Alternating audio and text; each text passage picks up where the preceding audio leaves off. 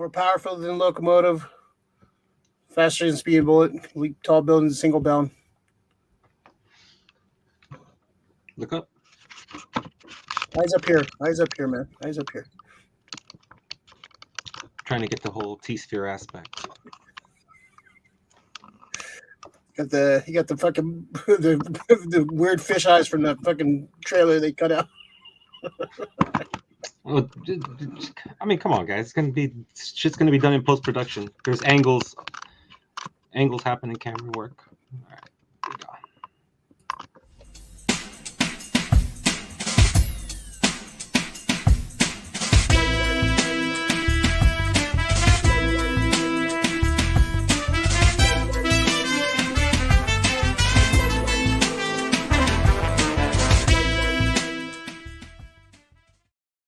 Do do do do do do do do do do. All right, welcome back, folks. This is the SF Company, our special episode, Superman 2025, James Gunn Superman. We're going to be talking some spoilers, all that good stuff. It's what a weird fucking few days online. Fucking people that hated the movie or pre-hated the movie are trying to backtrack, but they said they enjoyed the movie, but still give it shitty reviews because they can't. Yeah, they dug themselves in a hole. So we're talking a little bit about that. It's pretty funny, the discourse around this movie. But I am Ray Doomzilla, joined by Maximum Effort Grayson. We've both seen it twice, so we got a lot to talk about. Mr. Effort, how you doing? How you doing on this super week? Doing well, man. It's just for me, it's personally, it's satisfying seeing just everybody eat shit on this one.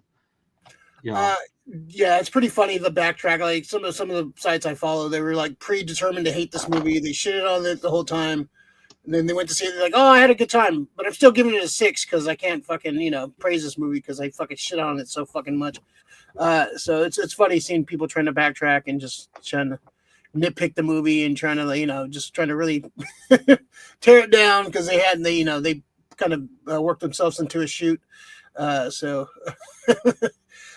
it's again great scores on Rotten Tomatoes, even though I don't really care about Rotten Tomatoes. I don't like their algorithm and stuff. Well, the thing is, there are people who really put so much stock in that shit. And and it's like it's not the end all be all of Exactly. So there's certain movies on Rotten Tomatoes that have like 45 rating, and it's one of my fucking favorite movies. So I don't really take stock in there. It's just people's opinions, and at least they're verifying people now that actually have to see the movies, which is good. Yeah. At least it's verified people now. But all right, we're gonna talk some spoilers in a second. We'll put up the scroll in a minute to talk about when we get into spoilers. So it's going to be pretty spoiler heavy, like this whole episode. But first, we can talk a couple things. Not a lot of news dropping this week. Just Superman is the big news this week. So we're going to just talk some Superman.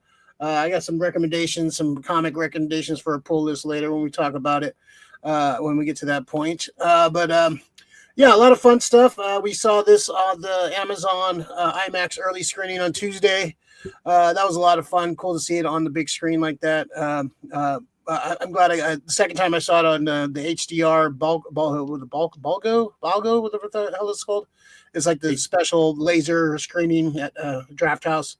It's like this new technology. Oh, they have the new projector there now too? Yeah, and it's fucking clean, man. It's really clean. So I'm glad I got to see it on that thing. But it's definitely different. The IMAX one was just so much going on, and it was just it's hard to focus on one thing. So it was nice to sit back and just watch it on a regular regular screen. But a lot of fun seeing it on the IMAX screen. Kind of disappointed we didn't get no freebies. I've seen a lot of people in other cities and states getting freebies from their screenings, and we didn't get shit. Fucking those IMAX tickets are not cheap, motherfuckers. But but overall it was a great experience to go again there. I was a little tipsy the first night. I had a couple of drinks before I was a little too excited. So, but it was still fun nonetheless. Talk about your experience seeing the movie. Just happy to see a tentpole movie again with people. I think that my experience at IMAX was a lot better than it was at the regular theater. The one thing about IMAX, it's that hardcore crowd that's there for movies, so they're quiet. Yeah. You know, even like some funny parts, you hear a chuckle. Really, people laugh, but they want to laugh to themselves, not as much as like having a huge fucking guffaw behind. Yeah, Like, I or had this guy making it behind me the other about day. themselves. Yeah, this guy was like, I'm like, easy. The guy was like Arnold from fucking Happy Days and shit. When Pat Morita used to get all fucking happy and shit, and he would go bust out laughing. It was like, calm He's like down. The joke was funny, but not that fucking funny. he's like De Niro in Cape Fear, just fucking smoking a cigar, laughing. Pretty much, dude. I mean, the guy was just obnoxious throughout the whole, like, even the trailers and the commercials. Just, oh wow, look at that car. He just couldn't shut the fuck up. But but at the IMAX, Bozer? What the fuck? it feels like it. It felt like it. But IMAX, that screen, people are there for the movie experience. So, they're respectful, which I appreciate. It's like film fans. Yeah, it's like the Tuesday screening was hardcore fans. Like if you got like everyone had their Superman shirts. It was cool to see. Like I think like 80% of the audience had Superman shirts on. Yeah, I would say, well, I wouldn't say that much. I would say probably about 30-40% had Superman, Superman paraphernalia. I think the one thing about you had hardcore fans there, but I think it's more of the hardcore movie fan that couldn't wait to watch a great movie or see like a good tentpole premiere. Because as much as Jurassic, like honestly, Jurassic Park doesn't allure me anymore. It hasn't in a long time. It's just dinosaurs on screen, and honestly, if I want to see that, I'd rather see Godzilla. I'd rather see Godzilla and Kong than fucking another Jurassic Park. Just give the way they make Jurassic Parks, they should make Godzillas like that. Well, they need to sway away from trying to go to the park and make them small. Make Planet of the Dinosaurs, man. Just dinosaurs rule the earth again. That's fucking. I don't understand why life finds a way. Planet of the Dinosaurs, man. Just make dinosaurs overtake everything, and we're trying. Humanity's going extinct. That's what way they need to go. But that's another subject for sure. I do think that I mean, as far as like a tentpole movie, that felt. I didn't go see it first day, but both theaters I went to, both theaters were full, which was nice to see. Like people were there just fucking watching a movie. It's fun. Yeah, it was good to see that you had that many people like coming out. Now can it maintain the momentum? And I have a real good feeling. I think it's getting good word of mouth. People are, I think families are going to want to go see this. I think crypto is going to have a big, that's this year's, Baby Yoda. That was a smart marketing ploy to like really focus on crypto, and we'll talk about that more in the movie. But it's got a little something for everyone. I get, I know it's going to. The fans of Superman that just became fans of Superman after Man of Steel didn't really read the comics. They don't really care. Same thing with Iron Man fans that became Iron Man fans after the first movie. You don't really know Iron Man. You don't really know Superman. If those are your only, those are your only things. I'm an unapologetic fan of Man of Steel. I love that movie, but it's a good movie. It's just like even from the day it came out, I had problems with it. I understand why hardcore Superman fans don't like it, and it's totally justifiable. And I've had a love-hate relationship with Superman over the years. For a long time, I just disliked Superman just because the way he was written in the comics, just overpowered. I don't like these overpowered characters, and he's just gonna, he's gonna just fucking over punch the guy, and that's it, and fucking. But the last like 15 or so years, he's been written a little more vulnerable, a little bit more like he gets his ass kicked in this movie, which I kind of appreciate. I like fucking seeing. And we can go back to that. I want to touch on that right there. Later on. Yeah, it's he deked certain fans, and I don't see it as he got his ass kicked. Because let's jump into that. I don't think that he got his ass kicked as he got his ass kicked. Once you get the reveal, you understand. You know what I mean? Like up to that point, he hasn't fucking. Whatever, but he met a fucking metahuman at his level. Yeah. Well, it says he lost. It said in the fucking opening thing he lost his first fight. So he lost his first fight. So I don't think he would. I don't think people, because James Gunn said he was depowered. I think he fucking threw that as a fucking red herring at people, and they bit into it. Oh my god, I can't believe he did that. Oh my god, now it's like, dude, relax. There are other fucking powerful beings out there that can fucking go toe to toe with Superman. Yeah. All right, we'll talk about it in a second. What else we can talk non-spoiler wise? Yeah, just I think go see it. Go see it on the nicest screen you can.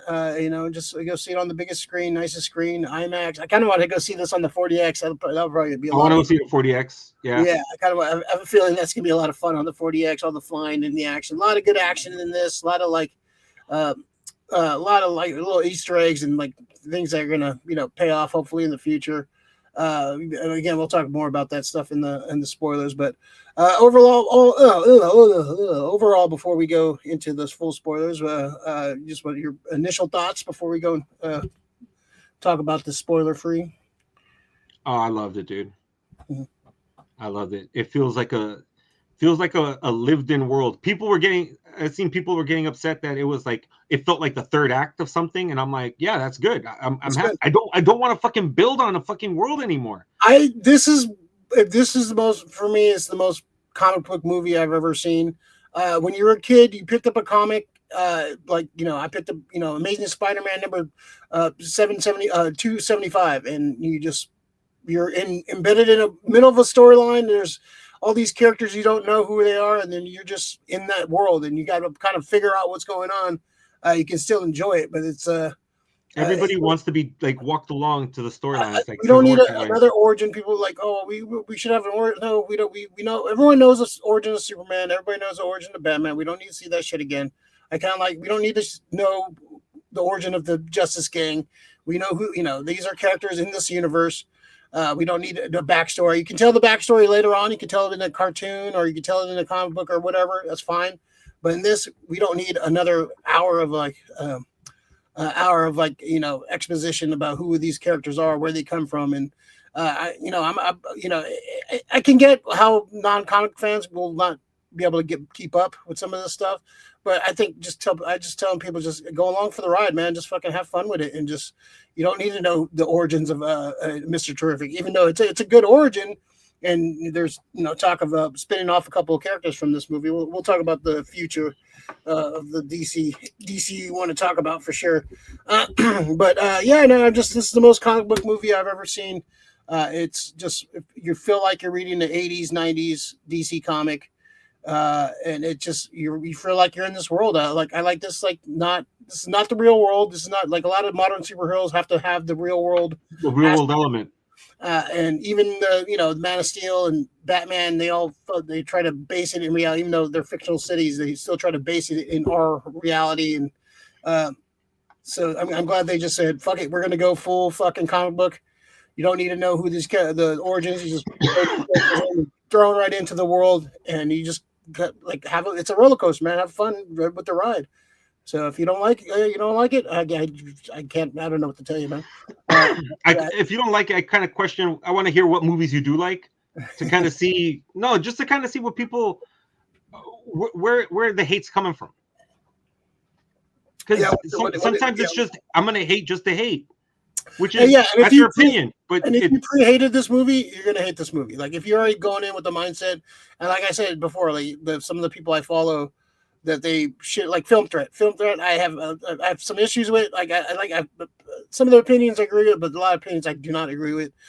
They've been shitting on this movie for months, and their review of it, and they were like liking it, but then still gave it a 6 because they can't fucking just they can't lose credibility. Yeah, because you shitted on this movie, you wanted to hate this movie, and you can nitpick. I don't think it's a perfect movie. There's a couple things I had some issues with. Not too many, but there's a couple things I had some issues with, and we'll talk about that in spoilers. But yeah, no, it's a fun time, man. I think this is a fun summer blockbuster. This is a fun I want to go see it again. I might go see it a couple more times. Actually, I have a feeling I'm going to see this a couple more times. Bought some swag. I usually don't buy the swag anymore because it just gets too expensive. But I had to get my little crypto, my little Superman cup. It's just, I don't know, it's just stupid. But I was like, yeah, I felt inclined. I was like, I needed something from this movie. I felt like this was an event. We've been talking about this movie for a few years, and it's been nitpicked and pulled apart. Every scene, even from the first image, we'll talk about in the scene in the movie, the first image of Superman putting on his boots with the alien in the background. That was the first image. People were shit on that and nitpicking that, and in the movie because they don't know the context of what's going on. Yeah, no context. And so it's like I haven't seen a movie nitpick this hard in a long time. I'm trying to think what movie has been nitpicked as hard as this one. Probably Barbie. Barbie. You know what? Barbie was a different divisiveness because it didn't have a cult behind it. Yeah, I don't know if it was nitpicky about Barbie, but like I'm just talking about like movies before it even came out, how like they were just fucking going over. You know what? I want to maybe even say that every aspect of it was being nitpicked. The lead actor, the director, every fucking thing was the costume, which I have issues with. The crypto. It was fine for me, man. Like in play afterwards, it just. I don't like it's too rubbery. I don't like rubber costume for sure. It's too MCU too with the extra lines and stuff. And yeah, I still wasn't a fan. I hear that. Yeah, Icarus lines. Yeah, I don't need that. Superman doesn't need that. He doesn't need those fucking extra bullshit lines. The cape and the symbol, cool. The boots, cool. And then we'll talk about like the actors and all that stuff too. But yeah, everything was like from crypto to everything was been fucking nitpicked to death. But we finally got to see it. I thought it was great. I thought it was a fun time. I want to see it. Saw it twice. Going to see it again. Definitely a fun movie, and it's almost like a relief finally watching it. I was like, like the day of, I was just super excited and juiced just to fucking finally get it over with and watch this fucking movie. I think it was more of a relief that it came out and it was great. Yeah. If it sucked, it would have been that would have been very disheartening. Yeah, if a came in and pulled the Black Adam out of nowhere, Yeah. Nobody wants a Black Adam move. No. Yeah, once you go Black Adam, you never go back at him. You can't go back, man. Goddamn Rock. All right, let's jump into some spoilers, man. There's a lot to fucking dissect in this fucking movie, but let's go for some full spoilers in this Superman movie. Let's see. Let's get the poster up there. All right. So Superman 2025, man. Let's get into it. Let's see. Let's talk about the cast. Corenswet first. I want to go on record. I was one of the first people to call Corenswet a Superman. James Gunn watched Pearl the same time I did. I had the same idea. If you saw the part of the X Maxine trilogy, Corenswet was in the second one, and I think I texted you or. Yeah, I was like, dude, just do James Corenswet, man. He could play Superman. Like, I'm fucking this guy's fucking. I'll admit, I wasn't sold on it. Rick was like, "Fuck you! You have shit takes." And I was like, "All right, whatever." Rick, that's fucked up. I don't think I was that bad. But I think asshole. God, Rick, fucking guy. Like, man, that usually is. I supported you with your Blue Beetle casting. You got support me on this one.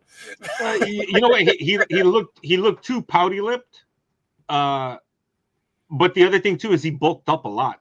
Yeah, and like people always bitch about like a guy. Oh, he's too skinny. I was like, dude, you can bulk up. Especially if you have like Hollywood steroids, man. They give you the good shit, man. You look at fucking Brad Pitt and Troy, man. That was a good Hollywood steroids, man. You get some good shit. Yeah, he's dude. Cords. As soon as I came out of this, I was like, there's 3 people that became stars in this movie. Corenswet, Brosnahan, and fucking Holt. Yeah, those 3 can definitely carry this franchise for the next few years, and I definitely want to see where they go with it. But yeah, we'll definitely talk about where we want to see this go. But he just embodied Superman so well. One of my nitpicks is I feel this was on the cutting. He probably won't do it. He probably won't do a director's cut because he doesn't like doing director's cuts. But I want to see more of the Daily Planet stuff.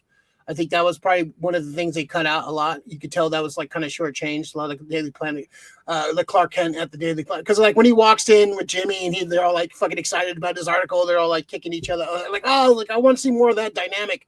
That fucking that dynamic from him. But I thought his Clark was good. The few minutes we got to see Clark Kent, in his Tony Khan haircut, glasses look.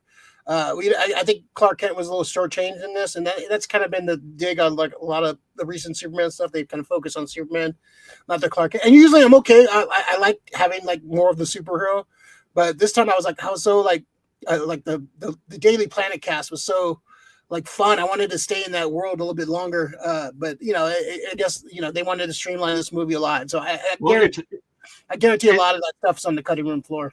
Well, I think if you're doing that, that's more of a Superman movie than this is a Superman movie, but this is more of an introduction to the DCU. Like this is the kickoff.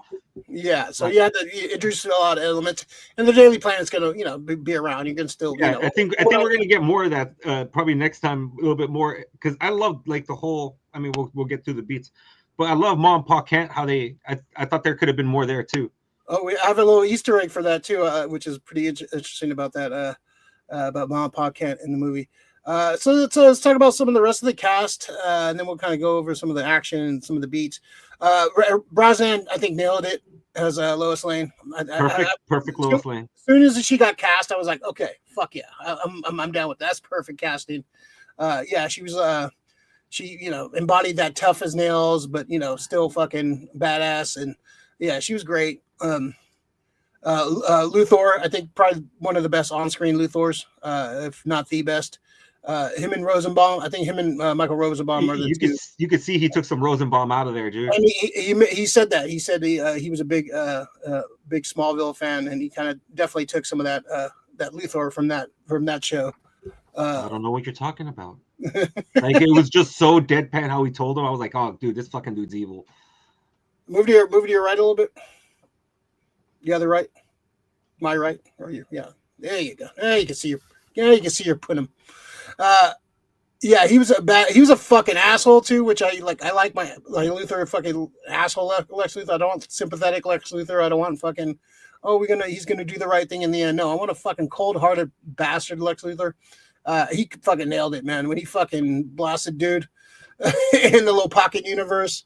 The Superman gets captured, and one of the guys from earlier in the movie, one of the street vendors helps him up. So, and he gave Superman a falafel one time for saving a lady. And so Superman remembers every single person's name he comes across. So he remembers the guy's name, and Luthor fucking kidnaps him and basically uses him to fucking uses him as bait to threaten. I like when he's playing Russian roulette, and on the second bullet it goes off. And he's like, "Oh, I thought that was gonna go a little longer." I thought that was gonna last a little longer. Just a little twisted little humor, a little Gunnism. Yeah, this is definitely a less James Gunn movie, but it's a lot of Gunnisms in it because he's trying to placate to a lot of a different kind of audience, a more broader audience than his usual fare. But we'll talk about James Gunn in a second too. Jimmy Olsen, I think this might be the best Jimmy Olsen on screen. I think this is the best Jimmy Olsen on screen. Dude from Righteous Gemstone, I forgot the actor's name. Skylar Gizondo. He's fucking great. He's great, dude. I want to see more of him. There's talk about there was rumors of 2 spinoffs, Terrific, and him having a spinoff. I'm totally down with that. And Jimmy's got some riz, man. He just like in the comic too. The ladies love fucking Jimmy Olsen, man. So he's I think he killed it, man. I love the scenes. Every time he popped up, it was just fucking hilarious. His interactions with little awkward reactions are great. Just yeah, yeah. It was just all perfect. He has great comedic timing, dude. Yeah, Have you seen Righteous Gemstones? I haven't seen Righteous Gemstones, but this is the kid from Vacation.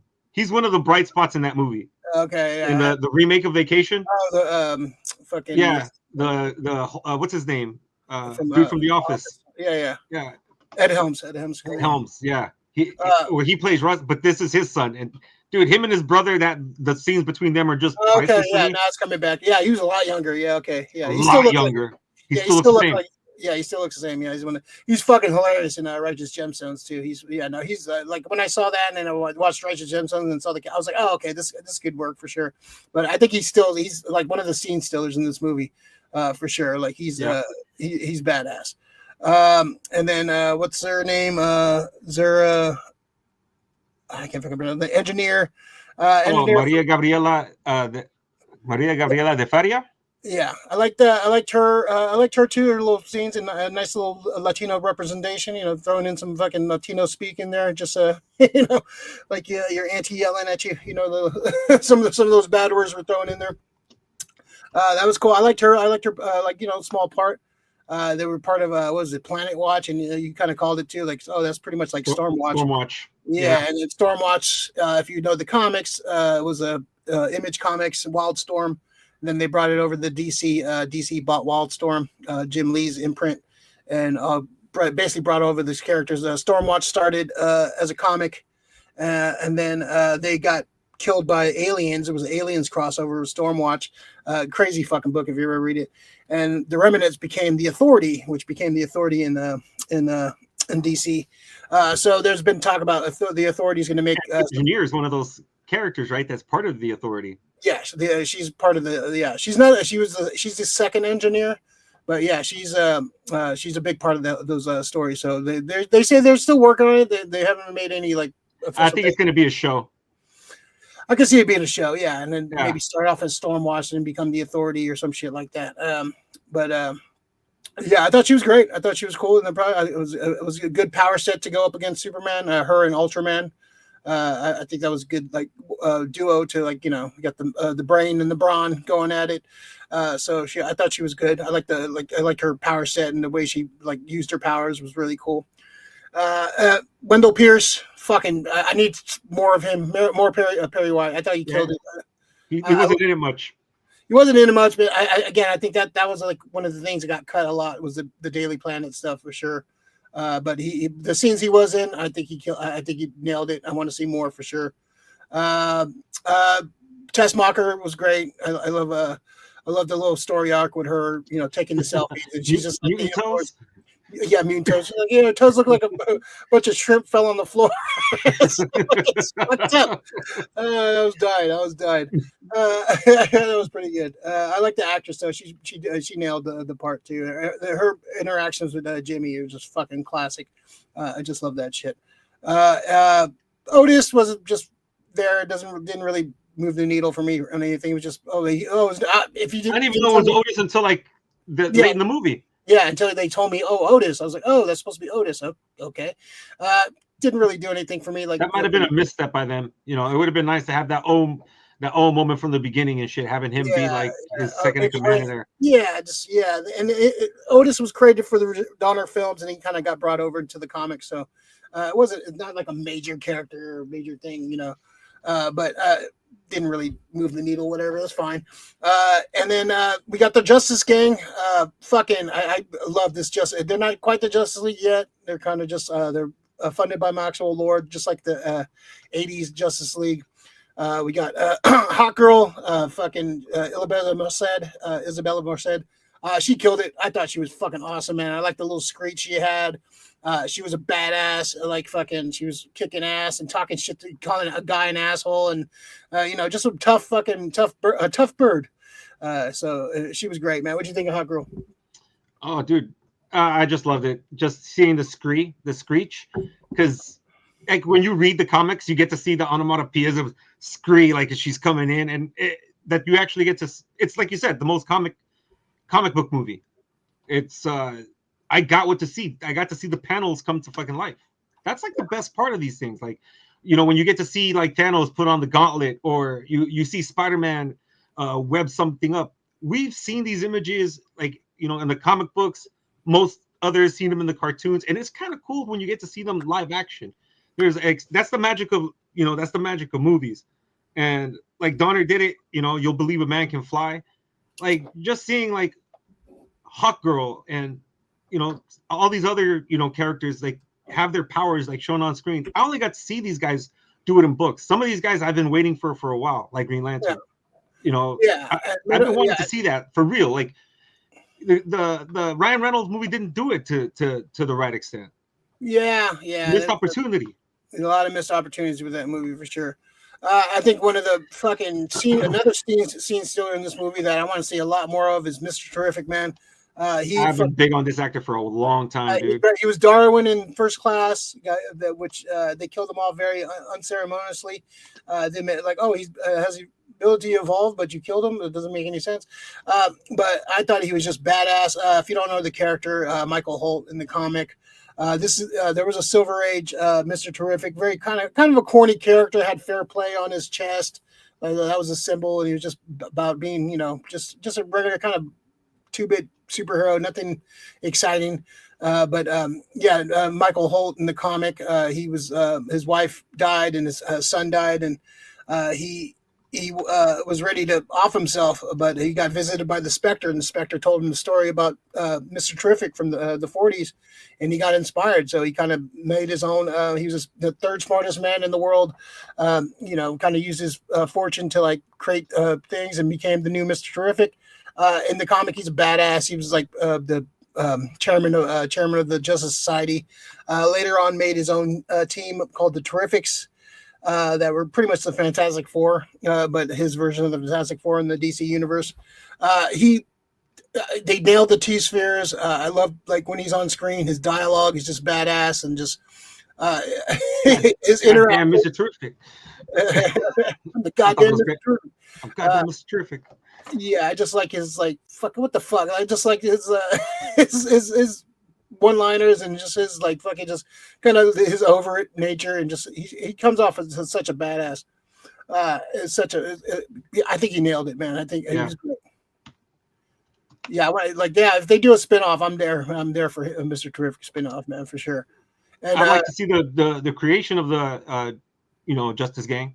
Well, in the mural in the Hall of Justice, you see like Wildcat, you see some of the JSA. Oh, I didn't pay attention to that one. Yeah, there's like a whole mural of the JSA. I want him to do a fucking World War II fucking like a Justice Society movie. That'd be fucking awesome, man. And you can do it with this story, man. Like fucking with this metahumans have been around. They had like a little opening crawl about metahumans have been around for centuries. 300 years. Yeah, so it's we could tell a lot of stories from back in the day and such. So I wouldn't mind seeing a JSA World War II movie. That'd be fucking badass. So hopefully we get to see that. We got Metamorpho. Fucking, I love this actor from Barry. He was in that last Unicorn, which wasn't the best movie, but he was good in it. He's great, man. I think the characterization of Metamorpho is not exactly the way it is in the comics, but that's fine. It's not really a big deal. But I did like the use of the powers, and it's a little different in the comics. You can usually only use the chemicals that are in the human body to create things. But he has made kryptonite in the comics, so it's not far off. But I like this actor. I like him a lot, and I thought he brought a little charm to the character. And seeing Metamorpho go full Metamorpho, because he does weird shit in the comics. He turns into a jet, and he can make shapes and all this shit. And it's a weird fucking character. And they definitely amped up the weird with him with the movie. So I dug that one. Metamorpho thoughts? Oh, I dug it. I like seeing the actual use of powers to the extent how you can just see like the floating head and the ethereal mist just hanging out underneath. Yeah. One thing I thought about this movie though, a lot of fucking tentacle action. Like fucking engineer had tentacles. Like everybody had tentacles. I was just like, all right, we're all fucking squid people. Somebody likes some fucking hentai, I guess. Yeah, maybe. You never know. Some squid porn. Yeah, nice.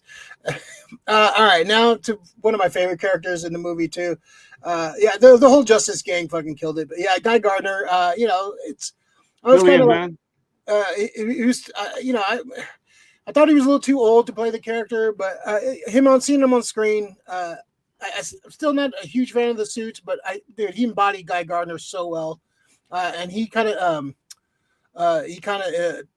modeled his character after fucking Estelle Getty from Golden Girls.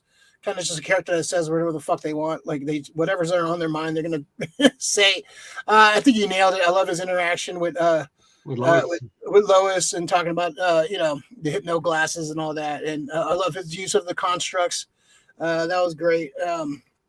It's great. He's my favorite Green Lantern. So it was fun to see him on screen done the way he is. And people, they want to use the modern Guy Gardner. He's more like has more of the military haircut and all that. And he's more badass. He's always been a badass, but he's more like, I don't know. He's more like a Jack Reacher kind of character. Yeah. But back in the day, he was more of kind of a douche, fucking like kind of basically Stifler from American Pie. Who should have been Guy Gardner? We've been dreamcasting for that for a long time. He was great, man. I loved him. He's supposed to go show up in the Lanterns and dropping a lot of F-bombs, so that's gonna be fun to look forward to. But yeah, he nailed it, man. He nailed Guy Gardner. Yeah, I thought he was one of the best things about the movie. I wasn't sure about the haircut, coming in, but it looked great on screen. Yeah, now, it did. Yeah, it did. It looked great on screen. Yeah. So the one thing that kind of just irked me is I agree with the costumes. I wish the costumes would have been a little bit more comic-like, but they work for Lord. Yeah. So this is all Maxwell Lord giving them stuff. Yeah, and they can get their own costumes later down the road and like whatever. Yeah. Except for Mr. Terrific, I wanted to keep that costume. Yeah, he'll probably keep the jacket. Yeah. But, so the other thing girl, too is, I want her to have like a little, like a little sexier outfit. I wanted the leather jacket, guy's leather jacket. With the the double almost like a double breasted, the collar, just like you see down boots. there. I like the big ass boots and like just kind of. I would have liked to see his Green Lantern costume that he he puts on because it's gonna be douchey. I'm just hoping that we get that in Lanterns if he shows up. I don't want him showing up as Lord Tech. Yeah, well, we're gonna see him. We're gonna see Justice Gang show up in Peacemaker. There, he showed them in the preview, so they're gonna show up. And he's supposedly confirmed for Lantern. So, and the rest of the cast is great. I like Cat Grant. I like Beck Bennett. That was homeboy from SNL, right? Yeah. Oh, he's funny as fuck, dude. Yeah, I want to see more of those guys. Like again, I said, I think there's a lot of cutting room floor stuff. A lot of stuff that's on the cutting room floor, and that we hopefully get to see in some deleted scenes because I think the Daily Planet got the most hit for sure. And you know what? And I want to mention this too. Speaking of Cat Grant, like I like that he makes pretty women in the movie. Like he has sexy women. It's comic book. And he doesn't shy away. Like Marvel's so scared of like beautiful women, and like you can have Thor shirtless in fucking all the fucking movies, but you can't have like some titties pop out every once in a while. You don't need titties popping out. Just like a little sex appeal, man. A little cleavage here and there, a little short skirt here and there. That's like some high heel boots, like fucking just a little sex appeal, man. That's what we're all like young boys reading comics and like seeing fucking Rogue in a skimpy Savage Light outfit really kind of if the storyline calls for it. If they're doing Savage Land, Rogue should be in that suit. Yeah, I'm not saying like they need to rip off their top during the scene, but I'm saying just like the costumes are just like frumpy and just not sexy and like I don't know, just a little sexy. They're like cumbersome. Yeah, like just sex it up a little bit. I'm not saying like make it a fucking X-rated, but sex it up a little bit, man. They kind of did that with Black Widow. That's about it. A little bit though, yeah. But then like the further the movies went along, the more shit they put on her, the more like like in that Iron Man 2, she was fucking smoking.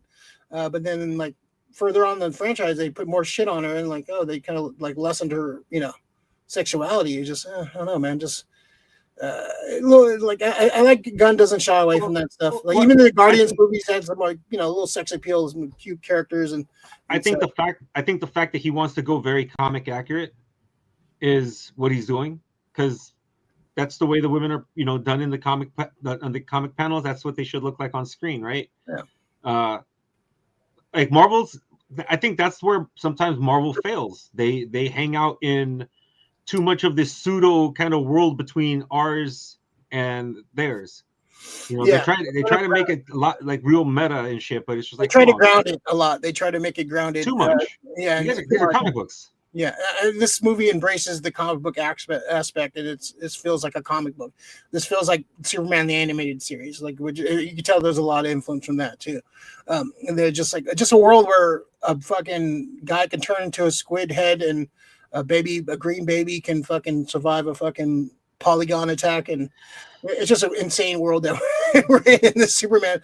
And they're going like Silver Age, weird, wacky fucking Silver Age stuff with the kaiju. We got a Hondo mentioning I like the fight with the kaiju. The kaiju fight was excellent. I thought it was like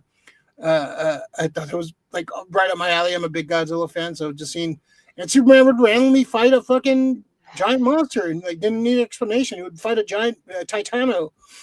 He would fight all this crazy. What I loved about that, So we got to see get his ass kicked, right? You know, he showed up getting his ass kicked, and then he got into that kaiju fight. Maybe not too long later. During that kaiju fight, he was riding up and down into the fucking fire, getting stomped on. So it shows you he could take shit. Like he's taking some major shit right there. So whoever fucked him up is super fucking strong. Like, I like the fact that he was trying to save it too. He was trying like, hey, we can like put it in like Justice League, like Galactic Zoo. We're just gonna put it in a Galactic Zoo or something. Krista, what's up, Krista? Hello, nerds. Superman was super awesome. Yeah, everyone I've talked to has seen it, loved it. So, let's see. Honda Lauren, the engineer, was the same actress that played Maria in Deadly Class TV show. I know the show was cheese, but I recognized her eyes. Yeah, the show was not good. The comic was amazing. The comic was fucking excellent. Yeah, the show was ass. They tried to turn it into a CW show. Mm-hmm. Like cheesy CW fucking shit. Which that comic, if you read the comic, it can't be. That is not it, dude. That needs to be like an R-rated HBO show. That's an HBO show. Like people like FX. I'm like, no, HBO. It's not TV. It's HBO. It needs to be HBO. Sopranos level shit.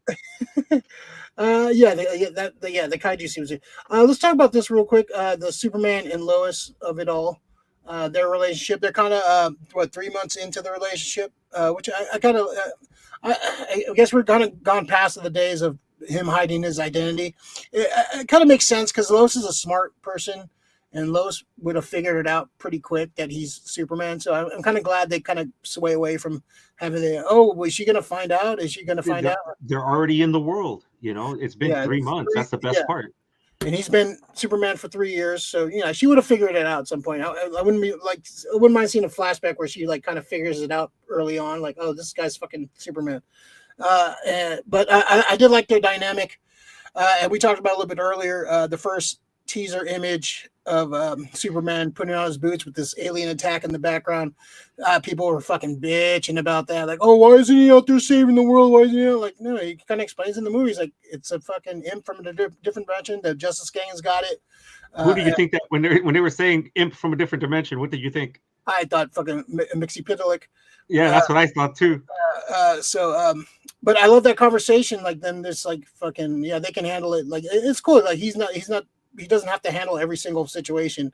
And I like that. I did like their chemistry. They had a lot of good chemistry. Like the interview when she's interviewing him. A lot of people bitching about that too. Why is he screaming? Why is he this? Like, because he's pissed off. He was like he's getting shit for saving people, for stopping the war. She's doing reporter shit. This is what reporters do. They ask those questions, and it pisses people off. She's asking tough questions. Yeah. And you like when you get interviewed like that, you're gonna they're gonna ask these other questions that maybe don't just coincide with what you think is going on. There are always going to be questions, especially with reporting. There's going to be questions to the contradiction of what's going on. Yeah. And I really like that scene. I think it told a lot of it told a lot of story without you didn't need a whole big ass. It told you a lot about their relationship and stuff, and it's still kind of rocky, their relationship. So they're still trying to figure each other out, and by the end of the movie, of course, they're going to end up together and all that. But I thought their chemistry was perfect, man. I thought I wouldn't be surprised in a couple months you find out they're banging each other outside of that because they had such great chemistry and great interactions and back and forth were great. Like the scene in the Daily Planet where she's they're all giving him shit about his writing and stuff. It's just the dynamics between the characters are great, man. The dialogue's great. Fun dynamics for sure. All right, let's. Any other thoughts about Superman and Lois? No, not too much. I'm just glad that it was a central storyline and we didn't have to go through the whole fucking back and forth with them. Him lying and trying to make shit up. I'm just glad that it's a lived-in world. Shit's already happened. Yeah, all that exposition's already happened. Now we're just dabbing a fucking Like, dude, I don't want the waiter just to fucking just bring me the pitcher of water with my 2 cups. In this movie, they bring everything. They already knew what you wanted, and they put it on the fucking table. I'm ready to eat. Let's do this. Here's your ribeye. Here you go. Have your yeah. Oh, thank you. Medium rare too. You knew, like, wait, fully loaded mashed potato. These guys know what I want. And as a comic book fan, this is like what I've been waiting for. Like, honestly, to tell you the truth, we want Spider-Man to fucking go in there against like a shocker, and then the bigger exposition of the movies coming out. Like everything got set up very early. Yeah, and let's talk a little bit about Crypto. He's a big part of the. Such a good boy. He's a good boy. He's a good boy. Stop to contrary belief. He's a good boy. Of course, this is based on James Gunn actual dog. Like he was like during the writing process, he adopted a dog, and the dog like pretty much tore up his house and ruined his laptop, and just like kind of then the story kind of came out of that. And if you see the dog online, it's basically used that dog as the model. And some people are complaining about the dog. He doesn't look like the comic book. It's a Kryptonian fucking dog, dude. What does a Kryptonian dog look like? Sorry. Now people are getting upset for race swapping a dog. Damn, bro. They're doxists, man. But I love the dynamic. I love how he's just a pup. He's a pup. He's a fucking excited dog, and that scene when he first gets the Fortress of Solitude, and he gets energized, and he's leaving, and like Crypto's like biting his leg, trying to play with him, and he's like, "Hey, you got to stay," and he's like, just does that little yelp. Everybody's like, "Oh," like it just breaks your heart a little bit because you've all interacted with animals like that, and when you leave, and they're just like, "Oh," except for cats, they don't give a fuck if you live or die. Yeah, they give you that look, and then like, get the fuck out. Yeah, get out of my house. I'm trying to chill. Yeah, come back and feed me. But I thought and it was fully CG too. I thought the CG on Crypto was, at some points I forgot. Of course, when he's like flying around all crazy, but when he's just sitting there, it's like, yeah, that's a really good CG, man. Like that's another really good part of this movie. Like a lot of comic book movies lately have lackluster CG. This one had really good CG, man. There was people tried to rip on it, and I was like, oh, they're ripping on the CG, and I came out like a lot of it's really good. It's good, yeah. The flying scenes were good, like the fights, the battles were seamless, and like there's only so much you can make a big ass giant pudgy kaiju look realistic, and I didn't really see too many flaws in it. The action was fast paced, the CG was cool. Before we get to that, but your thoughts on Crypto, man? What do you think about Crypto? Oh, dude, Crypto was great. Like anybody who has been around dogs, like they all have different personalities. I walk into some houses where Baxter's just, hey, what's going on? We'll saunter over and say what's up, right? But like my brother's dog, I pull into the driveway, I can hear that dog going crazy because it knows I've come. I walk upstairs, I open the door, and it's like fucking Dino meets Fred sometimes. So like, yeah, it just jumping on you. So to be excited, and I dug that. There's heart in that, and especially that this is a comic book movie. This is especially with Superman. It's a family movie. Kids want to see that, and kids are gonna fall in love with that dog. They're like that, and I want to know how many fucking little white snowy dogs like that are gonna fucking start getting adopted and be named Crypto. Yeah. Oh yeah, for sure. Yeah. Little muddies too. Like he looks like a little muddy. So that's good. Go adopt a Crypto from the show. Yeah, exactly. Hopefully this sparks some adoption things where people go and look for the little dog. Oh look, he looks like Crypto. He's a little purebred Kryptonian dog breeders. Okay. Yeah, no, not at all, man.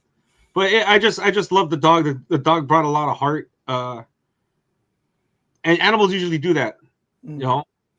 I heard that he cut out a scene where like somebody hit the dog, like punched the dog straight out. I was like, man, why'd they cut that out? But I was still hurt when they fucking like threw the nanites at its head. Like, oh man.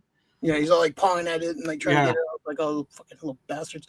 But I actually wouldn't mind, like, because the payoff would have been so good when he got Crypto got his revenge. Like, yo, you hit that dog, like just like in John Wick, they killed that dog and you couldn't wait for that motherfucker to get his payback. His comeuppance. So like, I kind of wish they left that in. That would have been I don't want to say it's a CGI dog. I don't want to see it fucking. It would have been great if they would have done it, if Lex would have been to do it, and then it explains almost like the whole puny Lex scene at the end,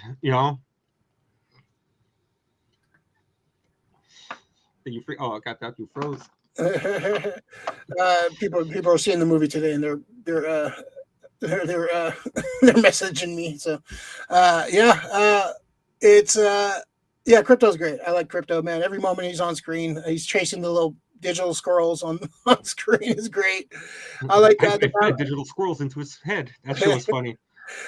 yeah, every moment, like when he's calling Crypto when he's fighting Ultraman, and he's like Crypto broke into a fucking pet food store and just eating, eating all the food. It's just great, dude. He Every loved those moment he milk shows bones. yeah, every moment he shows up is great. So yeah, we were talking a little bit about the CG and like the action and stuff. I thought this is a very fast-paced movie. It barely takes a minute to slow down. There's a couple scenes where like the Lois and Clark stuff kind of slows it down a little bit. You get a little bit of exposition, but the CGI, the action, like the set pieces, like the kaiju fight, the battle in the pocket dimension, and the last battle with Ultraman.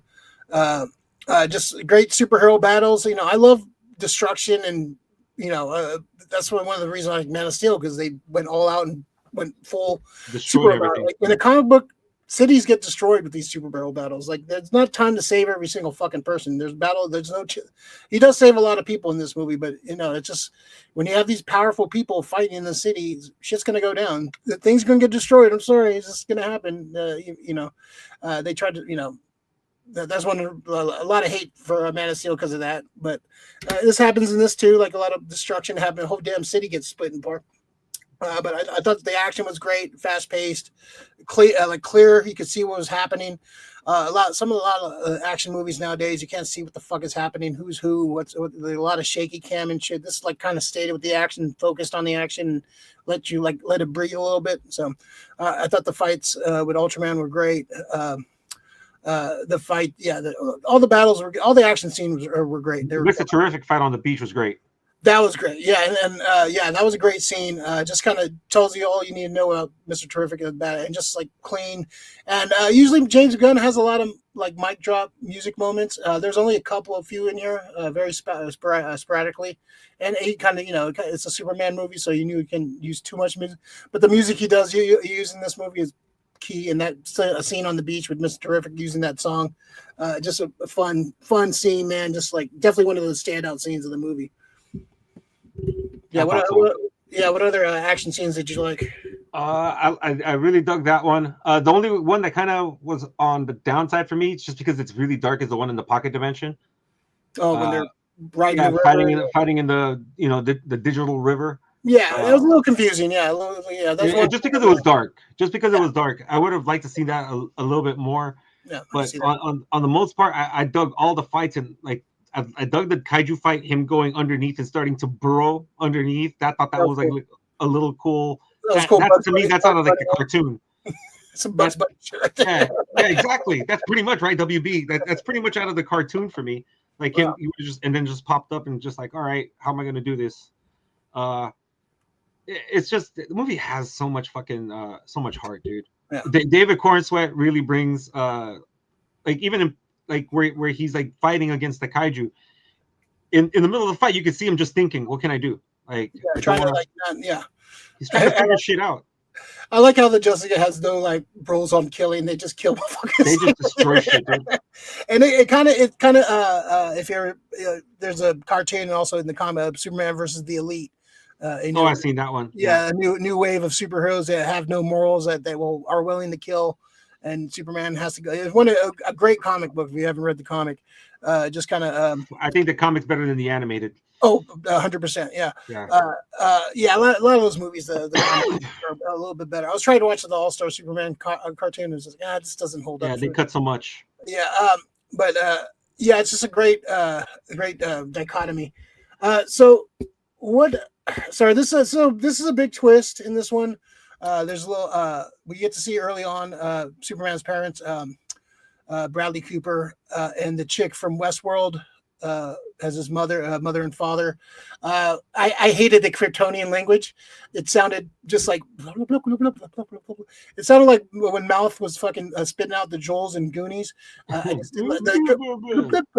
didn't like him spitting out the Joels. It kind of grossed me out, the Kryptonian language for some reason. That's like just a weird nitpick, but just kind of weird. So we get he knows part of the message in the beginning. It's like, oh, the standard. Oh, we're sending to Earth. You're our last son of Krypton. Do good, whatever. And then Luthor breaks into the Fortress of Solitude using a clone Superman. Spoiler for Ultraman. He's a clone of Superman. I fucking knew that was coming from the beginning. Yeah, I kind of wish they went full Bizarro, but we'll talk about the ending in a second. They get part of the message is the standard Jor-El telling Superman do good, all this, but then we get the rest of the message decoded and fixed, and it's it's the Viltrumite Empire coming in. Viltrumite Empire coming into the DC universe. They want Superman to take a bunch of wives and breed and take over Earth because there are a bunch of dumb hillbillies here on Earth, which is not too far from the truth. There's that twist. A lot of people are debating that scene too. I have a theory about that one, man. And you can definitely retcon it and maybe explain it with Kura. Kura can kind of explain like the translation. Maybe the translation might seem that way, but it might mean something different in Kryptonian because you can maybe understand language, but the context is always key. That's definitely a divergent that's happened in certain comics for sure, but it's not it's not new to the Superman lore. But what do you think of that little twist on the Kryptonian message? I thought it was interesting. Wasn't all the way together with it. When I saw it the second time, something instantly hit me, and I was just like, "Huh, okay, that could possibly be a reason that happened." I'm thinking, I'm going back to the whole guild thing. All the guilds. So the fact that it was like a damaged thing. I don't think she got it together. I think that image was, that video was shot in there by somebody else. I think Zod did that shit. That's how it can be. That's how it can be explained. That Zod fucking he edited something in there and wanted to fucking corrupt Kal-El to do something. But that's just a theory that I came up with because I was like, yeah, I understand it is damaged, but it could also be spliced in there. It's a false message. Yeah, it definitely could be something that could be doctored or something that was altered or something. Yeah, so it could definitely see that happening. It could be. It's an easily retconable thing. Yeah, I mean, it could be one thing of dialogue with fucking Kara in the next movie. Oh yeah, they fucking translated it wrong. You hear that part? That doesn't mean that. Stupid asses. The context is everything, and get in there. Context is everything for sure. I didn't hate I just didn't like the Kryptonian language. I didn't mind it. How'd you like the reveal of? It feels nasty in your ears. I don't like it. How'd you like the reveal of Bradley Cooper? I kind of got spoiled about that. So did I. But actually seeing it on screen, because you see his face and then you see Corenswet's. I think they could have saved him for something else. Wasn't a big deal. He shows up in a lot of cameos. He showed up in Dungeons and Dragons as a little cameo. I think he likes doing these little fun little Easter egg things. He just shows up on the set. To work. Yeah, and I think one of the rumors was Tom Cruise was going to be Jor-El at one point. I wouldn't have hated it. I think that would have probably worked a little bit more, especially as oh shit, that's Tom Cruise. That would have been the oh shit moment. Yeah. Yeah, I think that might have, and he kind of looks more Corenswetish, kind of I kind of get that more vibe to him. Yeah. So let's talk about his other parents on Earth, Mom and Pa Kent. So a fun fact about the parents, they're very. This is very Kansas accents. So you remember the Howard Stern show, Richard Christie? Him and Sal, he was the hillbilly guy. Him and Sal did prank phone calls. Yeah. So Richard Christie, his parent, he's from Kansas. His parent and Richard Christie's friends with James Gunn, semi friends, they knew each other. He showed up in Guardians, and he was on set for Superman. He had a scene, but they cut it on the final cut. So James Gunn wanted some authentic Kansas accent, so he had Richard Christie's parents leave voicemails on his phone so he can get their accents and so they left random voicemails of them talking about my son bought me an air dryer and all these Kansas accents, and he played it for the actors. Like, hey, I want you to. This is what the This is accent. this is a true Kansas accent. Yeah, and it's a true Kansas accent. So I was like, oh, man, I heard that. I was like, wow, that's a fucking weird fucking deep cut on that. Yeah, when Howard Stern used to be good. But that's a cool little Easter egg. But I dug. They felt authentic. They felt like the most authentic like parents, I think, in the movies and stuff. There's been some great mom and pop Kents. Like, don't get me wrong, but this felt like a real like. These are real people like from Kansas, Kansas. West, like middle of the country kind of folk. Like good, and like you didn't have this big beautiful farm. It was just a small little farmhouse and a couple cows. It wasn't this extravagant like farm. Like, oh no, these are like poor. Have a fucking cornfield and everything. Yeah. It's always like been this elaborate thing. I like it was more of a grounded, like this is everyday mom and pa. These are everyday people. They're not some fucking rich farmers or anything. They felt like real people. I really dug that. I really, I like when he went home and he saw his old room. He saw like the space stuff on the wall and all that. They kind of get a little hints of his childhood and stuff. I love that. So I dug that scene a lot. And Mom Paul Kent. I think I like the Paul Kent speech too. Like telling him, hey, like we just give you the tools to figure out who you are. You don't have to be what your parents tell you to be. You have to be who you need to be. I thought that scene was great, man. I love that scene a lot. Yeah, the dad, Pruitt Taylor Vince. He's been in so many things, dude. He's fucking awesome, dude. Like, just very heartfelt talking to his son. It felt like father and son talk. It felt like a real moment too. Like, wasn't and the mom just coming in, oh mush, like that was the best. When he actually, he just acts like a mush. He acts like a mush. They were great. I was expecting that to be like a moment. Exactly. We see those scenes in the trailer. They don't have context. I thought he was gonna be like mourning the passing of Ma. Yeah, I like that they're still alive in this one. Yeah, I'm glad that they're both alive. Yeah. It's a big catalyst in a lot of Superman stuff. Like Pa dies. That's like a big catalyst for a lot of fucking, Superman moments. Like, definitely the worst one. Yeah, I'm glad. Not only did that still gets me, dude. That's a good problem. Yeah, that's one of my biggest issues with Man of Steel. I love that movie, but you could have saved him. You could have saved him. It becomes almost like a verb. Don't Pa Kent me, dude. Like, yeah. Like, wait, do you want a drink? No Pa Kent's here. Stop it. Can't do that. But yeah, I like these. These are probably my favorite set of parents out of all the. I like every other parent seems like the glitzy Hollywood kind of parents. Yeah, they seem like they don't seem in place for I like the Smallville parents. Fucking Tom, the dude from Dukes of Hazzard and Annette O'Toole. Annette O'Toole. I like them. They were good parents.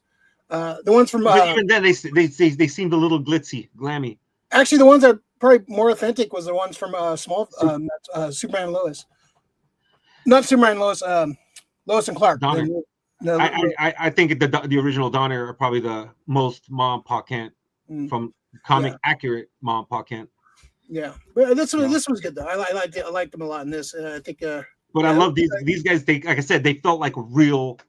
Yeah. Like Kansas couple. Yeah, like real people, real like real farmers, not like some fucking Hollywood version of farmers. Yeah. So I dug that scene a lot, man. I like that a lot. I like that dynamic. All right. So let's talk about the end, like the end battle. Great kind of like everything kind of coming together. We had this plot, Superman starting a war between or stopping a war between two warring nations, very political and kind of the times for sure. Two comic book nations, but it's kind of some parallels to some current events that's been happening in a couple countries the past few years. And there's one leader who wants to invade this other country, and a very thinly veiled a very familiar leader of our own country, from a lot of parallels for sure. But he gets his comeuppance with Hawkgirl. I love that scene transition when she's like, "Oh, he says something to her. He's like, I'm not Superman." And fucking drops his ass, and he transitions to Alka-Seltzer on the ship from with Lambert. With Lombard. That's a fucking great scene. Yeah, it's a lot of things going on, a lot of moving parts of the last scene. You got the Daily Planet folk in the T-Sphere trying to post a story. All throughout the movie, you see Tessmacher taking selfies. In the end, we can see that she's been taking evidence, and she gives it to Jimmy because she's obsessed with Jimmy Olsen, which is pretty hilarious. He calls her monster toes in her mutant toes. Mutant toes. Yeah, that's fucking hilarious. I caught that my second time. I was like, who the fuck is mutant toes? I was like, yeah, he apparently loves his toes, and if you have some gnarly toes, it's a turnoff. Man. He's like fucking Eddie Murphy in a Boomerang. You got hammer toes. So yeah, they're gathering evidence. I like the war is about to start again, and the little kid putting the flag up with the Superman gets me every time. It got me in the commercial, in the trailer. That gets me every time. He's just praying for Superman, and the Justice is like, hey, you gotta upgrade. A guy just starts flipping him off and fucking tossing tanks, and Hawkgirl fucking takes the president and drops him on his ass. Metamorpho, seeing his fucking just big ass hammer coming down. Great scene, great scene, man. So we get that dynamic, and then we got Superman fighting Ultraman, which gets revealed to be a clone of him. That's how Lex got into the fortress. He had Superman's DNA. Little plot. He found a strand of his hair. Plot point from Quest for Peace. Superman cloning Superman from his hair. There's been a lot of storylines where Superman gets cloned. I kind of wish they went Bizarro with this. He could definitely be Bizarro down the line, but I kind of wish he kind of like maybe the suit was keeping him unexposed. Like once he got exposed to the like air, his skin like dried out and became Bizarro. I would have liked to see that, but that's fine. He fights himself in this movie, kind of like the worst kept secret in a movie. Like pretty much everyone pretty much figured out it was going to be a clone. Some people were like, "Oh, it's going to be the Crime Syndicate Ultraman," or be we'll get to that. Yeah, okay. It could be the Crime Syndicate Superman. It could be just all these versions. He looks like Black Noir. There could be Henry Cavill in there. Yeah, I was laughing at. I was like, "Come on, dude, you guys are desperate, bro." That would be pretty funny though if they did that. That would be. Yeah, it would have been cool. Yeah, but a big fucking troll. Like, that been. But it didn't happen. So it's just basically a clone. He fights him. It's a good battle, man. They fucking go. I do like the dynamic of Lex Luthor having all these drones. The control. And he basically knows all his moves, so he's like B11. He's like playing fucking Superman bingo, and like calling Superman Battleship. Yeah, it's a hit. And basically, it's basically like he has these like basically like calling out video game cheat codes to fucking like defeat Superman, which I thought was kind of a cool dynamic. Like he calls Crypto, and Crypto, he tells Crypto, get the toy. He starts fucking taking out the cameras and beats fucking Ultraman. Sends him to the Pocket Universe, and people are like, "Oh, I thought he doesn't kill." He's like, "He didn't kill him. He didn't kill him. He just floated into another universe, a black hole." So, what do you think of the Ultraman twist, and what is your theory on what's happening? Is he going to go to another universe and become Red Superman? Oh yeah, I think he's named Ultraman. Yeah, he knows that's his name. Mm-hmm. We do know like in. Crime Syndicate, Ultraman's a little inferior to fucking Superman because he's kind of a dolt. He's just a real powerful dolt. Like Owlman. I wonder if they're gonna bring in Owlman and Superwoman, right? Yeah. It's Superwoman, Power Ring. Quick. Johnny Quick. Johnny Quick. Johnny Quick, yeah. Yeah. So I wonder if they're gonna bring in those guys. But that's how I got it. He got sent to a pocket universe. I'm sure that pocket universe probably might get opened into somewhere else. You could go that route, or I could go the Bizarro route too. Bizarro can create his weird. What I was secretly hoping for though, because Lex is the one doing this, and it would make sense that if he got rid of him somehow or stopped, there could have been like a little bit of a different ending. We could have got fucking Connell, which would have been cool. Like he had to fight a younger version of himself, or like a Superboy. Yeah, I can see them doing that down the road, maybe. That would have been cool right there. It would have been cool right there, though, because it would have been hard for Corenswet to kind of fucking fight like pretty much like a younger version of himself. Yeah. I only reason I didn't think that I'm glad they didn't go that route. People would have been like, oh, well, that's just like Wolverine. He's fucking fighting a younger version of himself. Like, yeah, but that happens. That's not original either. So, exactly. Like, it's not everything that happens in the movies is the original thing, man. Like, yeah. So Superman, defeats Ultraman.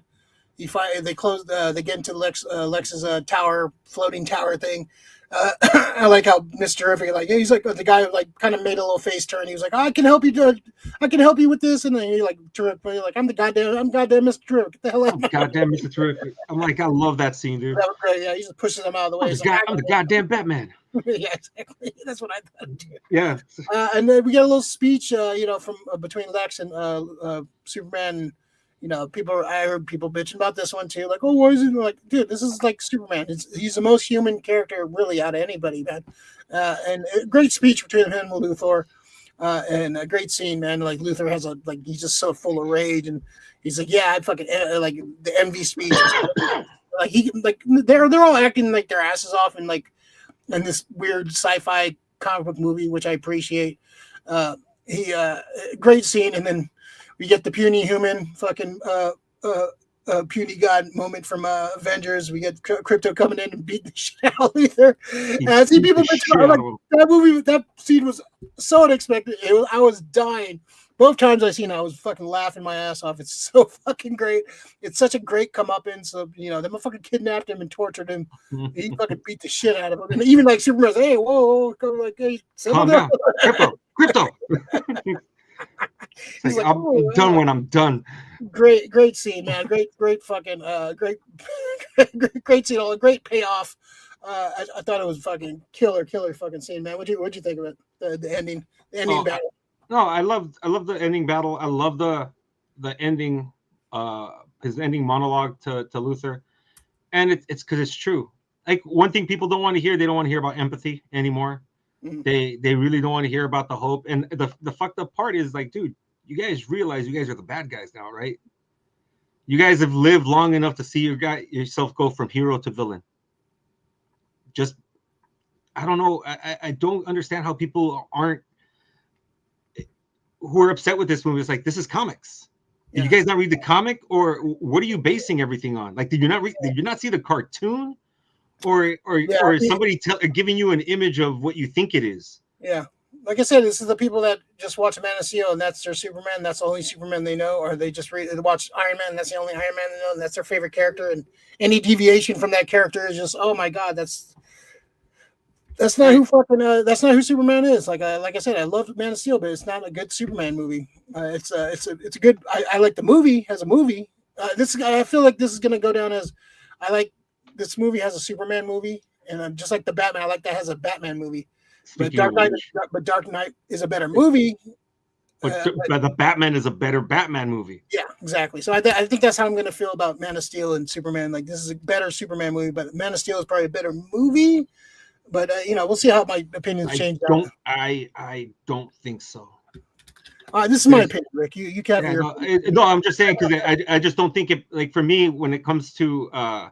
But as a Superman movie, it fails. As a movie, as a Superman movie, it's super failed because you don't connect with the heart of it. I like it as an alien invasion movie. That's what I kind of think of Man of Steel.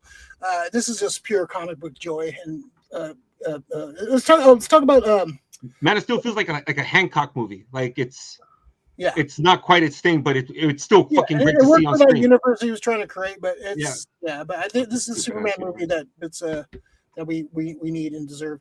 Plays one video game and he thinks he can make the movie. Let's see, we got RRNTNZ, not bad, but not great. A 6.5 out of 10. Feel is like an MCU film. Very much James Gunn's Guardians of Metropolis. Brosnan was good. Hulk was excellent, but the real star was Crypto. Yeah, it's got some MCU feels to it, but I think this is going full more comic booky than the MCU has ever gone. MCU feels a little too grounded, man. Like, that's how I see it. Everything on Earth feels too Earth-like. Yeah. I do get the Guardians of Metropolis kind of feel, because he does bring that galactic, super galactic, intergalactic feeling to the city, which is nice. Yeah, and there's a lot. There's some, like, this is definitely him. This is the most held back he's ever been in a movie. He's definitely not making his movie. Like if this was his like pure James Gunn, this would be a totally different movie. And I think they said they cut out a lot of the humor and a lot of stuff. They kind of cut back on a lot of that stuff, which I think is appropriate. Like we don't need to goofy. Like you gotta give it more heart. If you cut out goofy shit, give it more heart every time, especially with Superman. Yeah, but definitely he has a stamp on it. Like I think he did a good job directing this, man. You can tell he read comics in the 80s and 90s. Definitely, that's how I felt. Yeah, and that's how I felt. I got some recommendations from some comics you can read too if you're not familiar with the comics to folks in a minute. But I thought the ending was good. It was like very fun. I thought the him lasering all the soldiers spinning around very very fucking comic booky. Very. Dude, when I saw that, I was just like, yeah, very. It was that movie, Last Starfighter, like with the Death Blossom. I think it would have been. I think it definitely would have a lot of splash pages in this movie. A lot of like two-page fucking spreads on this movie. Just you could take a lot of frames from this movie and make a nice, cool splash page. I dug it. I dug it. The dynamics. We get some cameos in the movie. Rick Flag has a little extended cameo. Frank Grillo, fucking amazing. I love Frank Grillo. He's great. He's playing Rick Flag Senior. You saw him in Creature Commandos. He's gonna be showing up in Peacemaker. We get Mr. Peacemaker himself. Fucking huge pop from the audience when he showed up. Yeah, I fucking love that cameo. Yeah, great cameo. It's. I'm looking forward to season 2 coming out next month. That's gonna be fun. So the big cameo, the big one setting up for the next film, next feature film. We get Kuro Zor-El, Millie Alcock coming in as Supergirl. This is coming based on mostly based on the Tom King World of Tomorrow. It's Supergirl goes off planet to basically get drunk on her 21st birthday. Because she can't get drunk on the Earth's yellow sun, so she goes to red sun planet systems, where she get drunk and party, and some crazy shit happens. I haven't read the whole story yet, so I'm gonna hopefully finish that this week. But for all the measures, I hear it's a really good story. So we get her show up, and we find out it's Crypto is her dog, and we understand why Crypto is such a fucking little shit, because she basically fucking. She's a drunk white girl with a dog, and basically lets him do whatever the fuck he wants. She's never home. She's never home. She's never home to take care of her dog. Yeah, and her dog fucking her dog fucks up everything. Great scene. I think it was great when she popped up. She looks great as Supergirl. I think she looks fucking dead on. I like the outfit. I love the outfit. She calls him bitch at the end. Yeah, he's a little bitch. Later, bitch. She's definitely of the times, which I love. Yeah, that's the way she should be too. Yeah, like it's like it's definitely a different dynamic from Clark. She grew up. She was a little older when she got sent off of Krypton, and the Woman Tomorrow storyline is a little darker. Her origin is a little darker. Like she saw Krypton, her family, like basically 3 times she saw her world in like Krypton, and then Kandor, and then her family. Like so, it was definitely it's a tragic story. So I definitely want to see how that plays out in the next movies. But she, it was cool. It's cool to see her. And we get a couple of post-credit scenes. Not really. Gunn said he doesn't want to like have post-credit scenes that built to the next thing. Gunn just want to have fun. Well, yeah, it didn't lead to anything, which was great. I would have liked. Personally, I would have liked to see something like leading into something, some future stuff. But I understand why they didn't want to do that. The scene with Crypto and him on the moon was very cute, like him just leaning on him. That's cute. And then the last scene with him and Mr. Terrific talking about he didn't put the city back right. It's a cute little scene. It's just not. I don't know if it's worth sticking around for. Like the second time, I didn't stick around for it. Yeah, that I agree with. I was like, it's like. It's funny. It's a cute little scene, but I don't need like. I stayed for the Crypto on the moon scene, and I was like, all right, that's cute. But the other one I didn't really need to stick around for. So I would have liked a little bit of hints, but I understand why they're not doing it. But it's okay. But so what do you think of the post credits and Kuro Zor-El showing up? Yeah, I fucking loved Kara showing up. That was great because that to me that should have probably been the end credit. I think if you see her, if they chop it differently. Like the end scene would have been, like just a shot of, Superman and Crypto on the moon.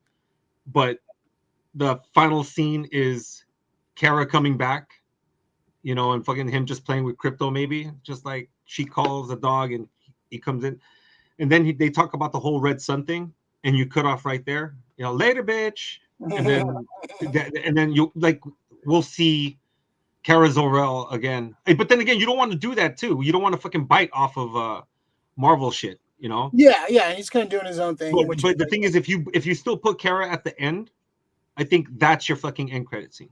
Yeah. If you put that, if you switch those two, you didn't make mention of it at all. Just the fact that he was a foster. Yeah. You know. Yeah. I'm looking forward to that movie. It's coming out next July, around the same time. So, let's see. You got RRTNZ. If you paid attention, Gunn Superman didn't save the day. Mr. Terrific did.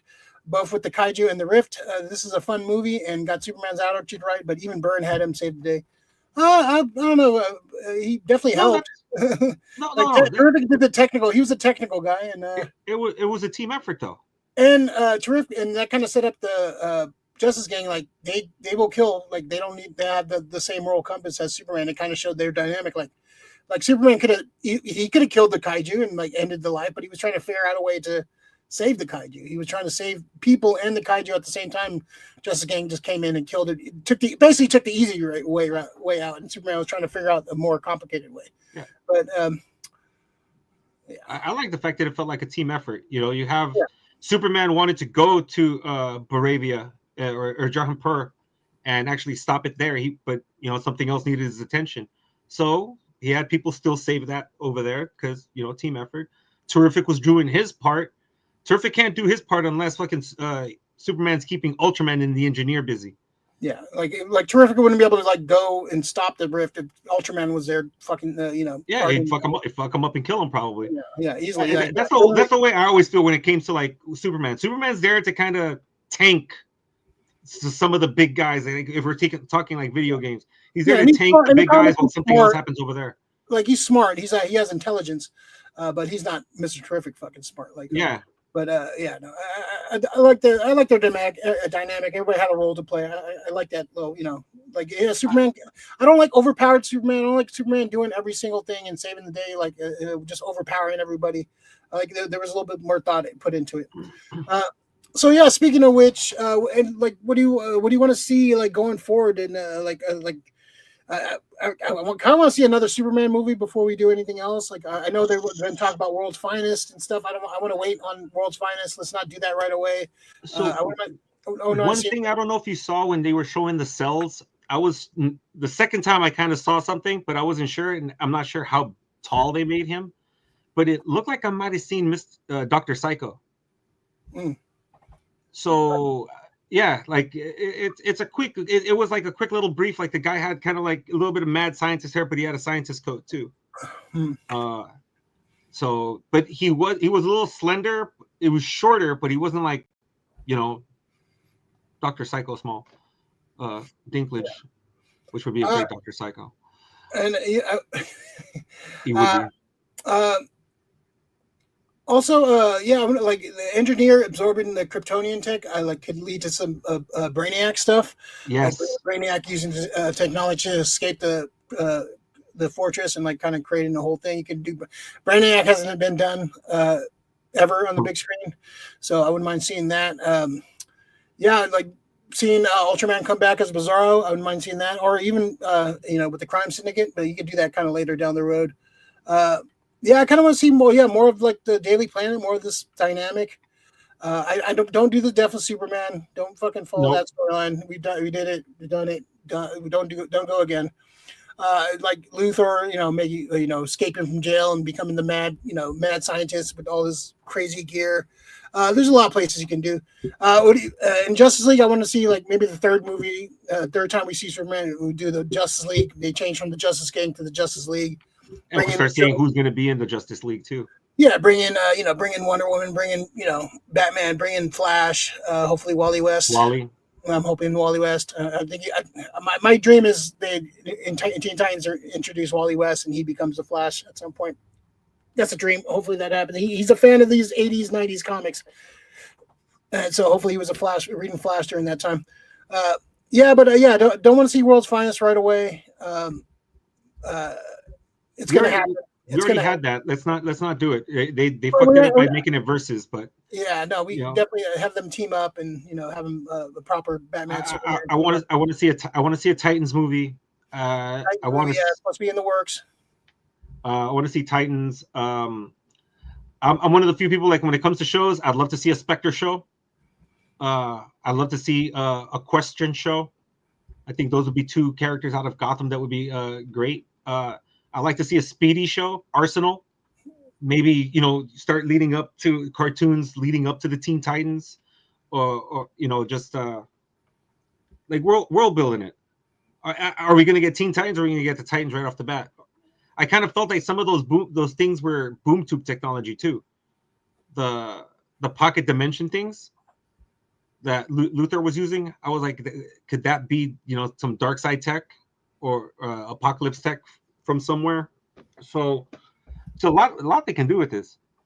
The world's huge to build. Gods and monsters, man. Like I get the first because he called it, like, this is like the first phase is Gods and Monsters. He didn't want to release what the other ones are going to be called. Yeah, I think that's good, smart, like having a plan instead of just like announcing all these, like doing what the MCU and Star Wars does. Like, oh, we're going to announce all these movies and half of them not going to be. Remember, it was supposed to be a Cyborg movie. I remember it was supposed to be like fucking like some like another Green Lantern and shit. So I was like, yeah, I'm glad they're kind of doing like waiting and like until they have a finished script and like an actual plan. Let's see, RNTNZ. Remember when Superman needed other heroes to save the day in Superman 2, 3, 4 Returns and Man of Steel? Nope, because they're all real Superman movies. He found a way to win using smarts. Well, he did. True, but the superhero craze wasn't as big back then as it is right now. There wasn't other heroes really. Like Man of Steel had other heroes, but there were no other heroes around. This is like in the DC universe. This is people help Superman all the time, and the humans help Superman in those movies. Man of Steel, the U.S. government helped Superman with the World Engine shit. So, and yeah, there's it's. I see what you're saying, but yeah, this is not just a Superman movie. This is a DC universe. You have to remember that this movie is not just it's not just a Superman movie. It's like a launch of the DC universe. This was not a Superman. It was some stuff about him, right? It was fun, but it was a guest star, not the hero. I disagree with this one. I do too. Yeah, this is pretty Superman-ish, man. This is Superman how I feel, how I see him in the, This is how I read him in the comic. Maverick, Superman sucks. Well, you're in the right place, buddy. Yeah. It's okay to feel that way. Like my whole thing, like. But the thing is, when you don't have a nuanced thing and you're just kind of like glazing over these points, I don't know, man. I don't know if I can take your thing seriously. Maverick 77 Defenders. Superman felt like a live action cartoon.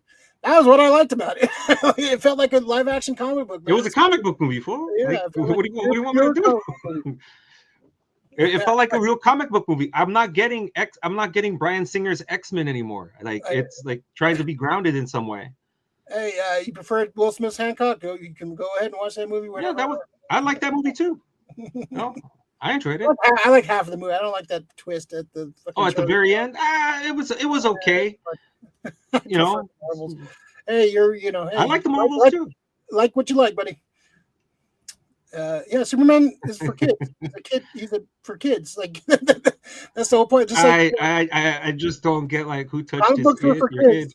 Kid. We're old men complaining about comic books and cartoons, but these were meant for kids, man. Now imagine yourself. I don't know how old you are, Maverick Defender. 77. You might be my age. Yeah, imagine yourself at 5 years old seeing this fucking movie. How fucking juicy you would be. After watching this movie as a kid, I'd be jumping off the wall. The only reason I'm juiced as it because I remember watching these things as a kid and reading these things as a kid. Now I finally get them seen, brought to life the way I remember them. And it's sad that, it's like people don't like a humanistic Superman. They just want them to beat down aliens and fucking destroy. You don't want Superman. You want Homelander. True. That's what it is. You don't want Superman. You want Homelander. And that's okay. But you kind of seeing that you're the bad guy. I'm just saying. So yeah, it's a it's a fun Discord, man. I love debating with folks and talking about it. This is us hanging out like at the comic book rack talking about I understand. stuff. I understand what some people like. I kind of said that too when it came out. It's like this is gonna be kind of divisive with some like fans of like Superman or whatever comic book movies. But I think overall it's a fun ride. It just made me feel like a kid again. Now come on, now you're going too fucking far. Love and Thunder is fucking ass, dude. You can't compare this. Well, see, that's the whole thing. Ass, dude. They're just giving. They're just giving what's it called? They're just giving these sub Marvel movies, and it's just like I watched this 20 times, 100,000 times over fucking Love and Thunder. But yeah, I just thought I had a big smile on my face the whole time, man. I had a lot of fun. Second time was a lot better, kind of like absorbing everything. The first time I was like kind of like I was a little tipsy too. But I had to take a leak halfway through the movie, dude. So I was very uncomfortable through most of it. Second time got to sit and just focus on the movie and focus on what worked and what didn't work. Yeah, not a perfect movie, like for sure, but I liked a lot of it. I still don't like the fucking costume, but the action, the actors all killed it. I love the comic book feel to it. It was a lot of fun, man. I had a lot of fun with this movie. But if you didn't like it, hey, man, let's see. Okay, that's all right. I'm glad you watched it. I'm glad you watched it to form an opinion at least. Yeah, there are some people who don't do that. People just hate it to hate it, not going to watch it. Don't say anything. If you didn't watch it, don't say shit because I can't really trust your opinion on it. But a lot of fun. I thought it was a great time. If you're in here, please like and subscribe, folks. If like the video, if you like the content. Let me see. Wait, you said it's not just a Superman movie, but it's called Superman. It wasn't marketed as a Justice Gang or Guardians of Metropolis. Shouldn't Superman save the day in his own movie? He has done that. And, like you just listed off how many movies he's done that when. This is like a new Superman for a new time. Yeah, that's the whole thing. The other Superman save the world and be the one single hero. Now we're seeing a bunch of heroes in this. The other Superman movie weren't meant to promote a new universe. Neither was the first Batman with Michael Keaton. That they weren't meant to promote a whole new universe. Now you're trying to promote a universe in the one movie to show this whole universe has already existed. They took care of it at the crawl, or they like to call it a crawl, but the story writing at the beginning, almost like reading a prologue of a page. The heroes exist there, man. Like you're nitpicking too. Like, oh yeah, he did save the day. He defeated the villain. Like he took down the most powerful villain. His counterpart. He took him down. Like there are subplots in a Superman movie. Like I don't get it. It's like you want to debate things, but this is the hill you want to die on. I see the hill. I see the body. It's okay. Jurassic Park Reverse sucked. I preferred Kong Skull. Amazing. And I totally agree with that, dude. I just said that earlier. If they would just give me Kong or like Godzilla movies instead of like Jurassic Park getting done every couple of years, I'd be fucking a whole lot happier. Yeah, I would love to see fucking that. I still want to watch it, but I'm just saying, some of the movies have been bad.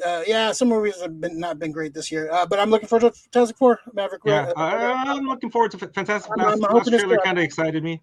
If Fantastic Four hits and this hit, like I'll be a happy nerd, man. Yeah, Fantastic Four Silver Surfer is underrated. I like aspects. I like parts of it. Galactus fucking pissed me off. Galactus Cloud sucked. Galactus. And the Doctor Doom stuff, like Doctor Doom has not been done right since the Corman movie. So we'll see what happens in this fucking next. No, we already know how I feel about the Doom shit coming up. All right, let's start. Any other spoilers talk? You want to talk about Superman? No, that's it. Superman, did its thing. I'm happy. Did its thing. Like the video, folks. If you want to argue some more, we do this every 2 weeks or so. So we're going to argue some more stuff. So we're going to go jump. We just made a whole appear on arguing. I love debating, folks. Debate, yeah.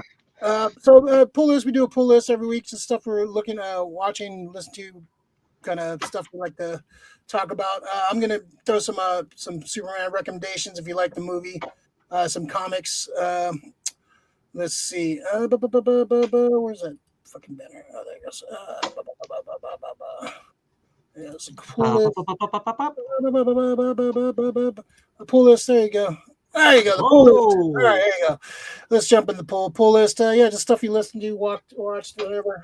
So yeah, if you enjoyed the Superman, a lot of stuff has been pulled from the All-Star Superman line. This is the Grant Morrison, Frank Quitely, 12-issue series. Basically, Superman is dying and is kind of going through his steps before he dies. Great video. I wasn't a big fan of Frank Quitely's art, but this is a fun sci-fi book. Don't watch the cartoon. The cartoon doesn't do the justice to this movie. It cuts out way too much. I love the Superman shitting on the cloud fucking cover. That cover's always been hilarious to me. And he's so serene in it, dude. He has that. There's a lot of formats you can find this in. There's hardcovers, or I think there's small trades you can find. It's a fun book, fun sci-fi, a lot of like Silver Age Superman elements.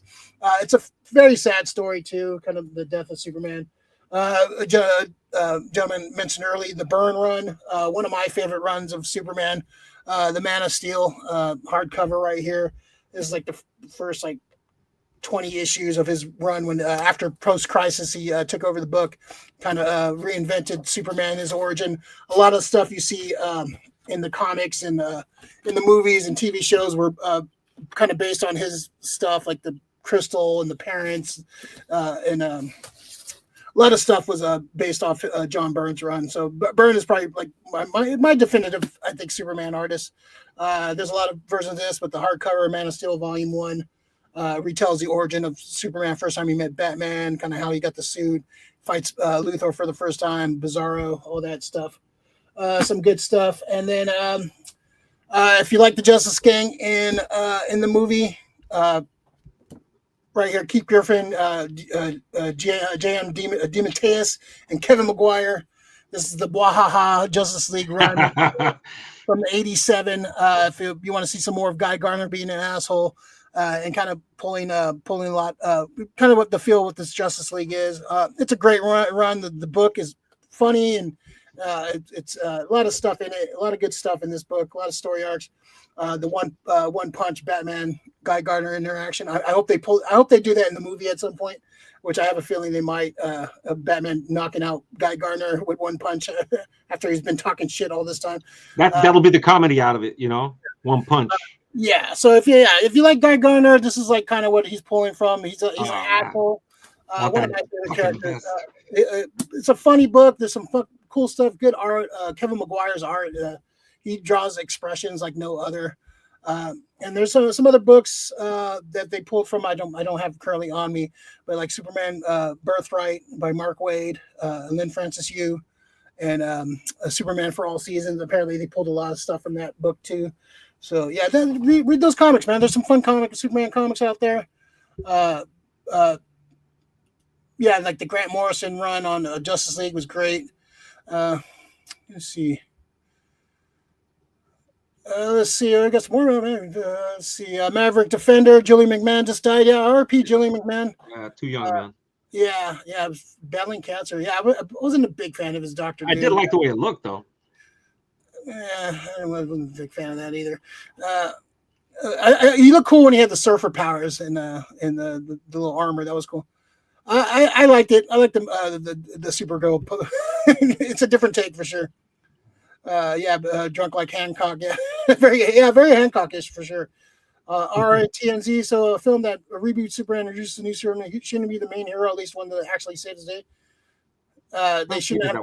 This is a Superman movie. I don't understand what the Justice Gang were a side character. Well, you're nitpicking the fact that he's not the one to save the superhero. There's multiple, and I don't. If you're writing a comic book from day one and you're going to start with Superman as the way in to your universe, you include other characters. You have other characters do things because you're basing a whole thing that these characters work together. Yes, it's a Superman movie. I don't like the Superman stories where he's the end all be all and he fucking just saves the day and he's the one that fucking. Those are not good stuff. That's why I fell out of love with Superman, because that's what they were writing. Like, I don't want like be all end all Superman. Like, he's the one that. Then what's the point of having a Justice League? What's the point of even having a DC universe? Just do Superman. That's what you want. Okay, cool. But I want to see a DC universe fulfilled. I want to see all these. I wasn't Guy Gardner and Mr. Terrific in a movie, like Metamorphose in a movie. What the hell? Like I'm excited for this, man. I get what you're saying, but I understand. Superhero Maverick Defender Superhero 84 is underrated. I'm on board with that one. I don't know about that, man. I'm on board with that one. Helen Slater's amazing. I love her. I think she's great. She's fucking amazingly hot as Supergirl. That movie is not good, man. That movie is not good, man. I like that movie. Let's see. Faye Dunaway. Supergirl was made. 84 was made for women, girls, not men. But it's a good movie. I don't even know it's made for who was that movie was fucking made for. It was made for people. I don't know what people, but it's fun. Yes, RRNTNZ, and yes, in Byrne's run, Superman gets clobbered a lot, even in issue 1, but he also saves the day. The Justice Gang was very much JLA from McGuire and Griffin's days. Yeah, you could tell Gunn was definitely reading those comics in those days. Let's see. My issue, Gunn can't make a film that focuses on one character. He can only make a quirky assemble cast movies. That's so far. That's fair. That's a fair, yeah. That's a fair. I would say that's a fair point. As you start to think about it. Yeah, but pretty much all his movies have been ensembles. Like I guess Super was more focused on a couple characters, really. Well, that still had an ensemble. It still had an ensemble cast. Yeah, but I mean, I'm not asking him to make The Godfather. Which had an ensemble cast. God damn it. Every movie has ensemble cast though. Like every fucking, even like the Superman movies back then, they had ensembles. Yeah, it's like they had like. It's just.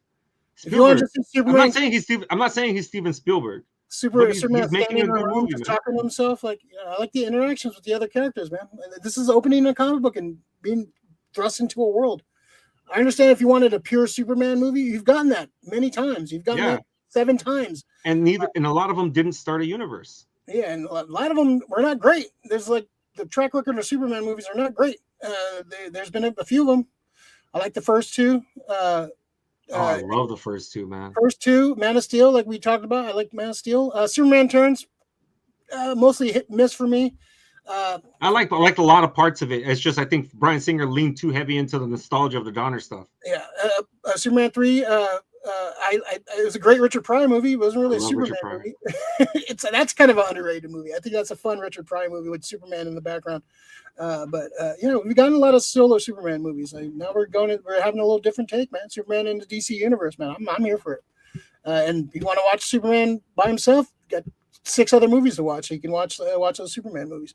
They're still there, but I like opening up the world and seeing the whole DC universe like being utilized. I think it's going to be fun, man. And it's funny because I don't see people having an issue when Spider-Man has 2 other Spider-Man helping him against everybody too.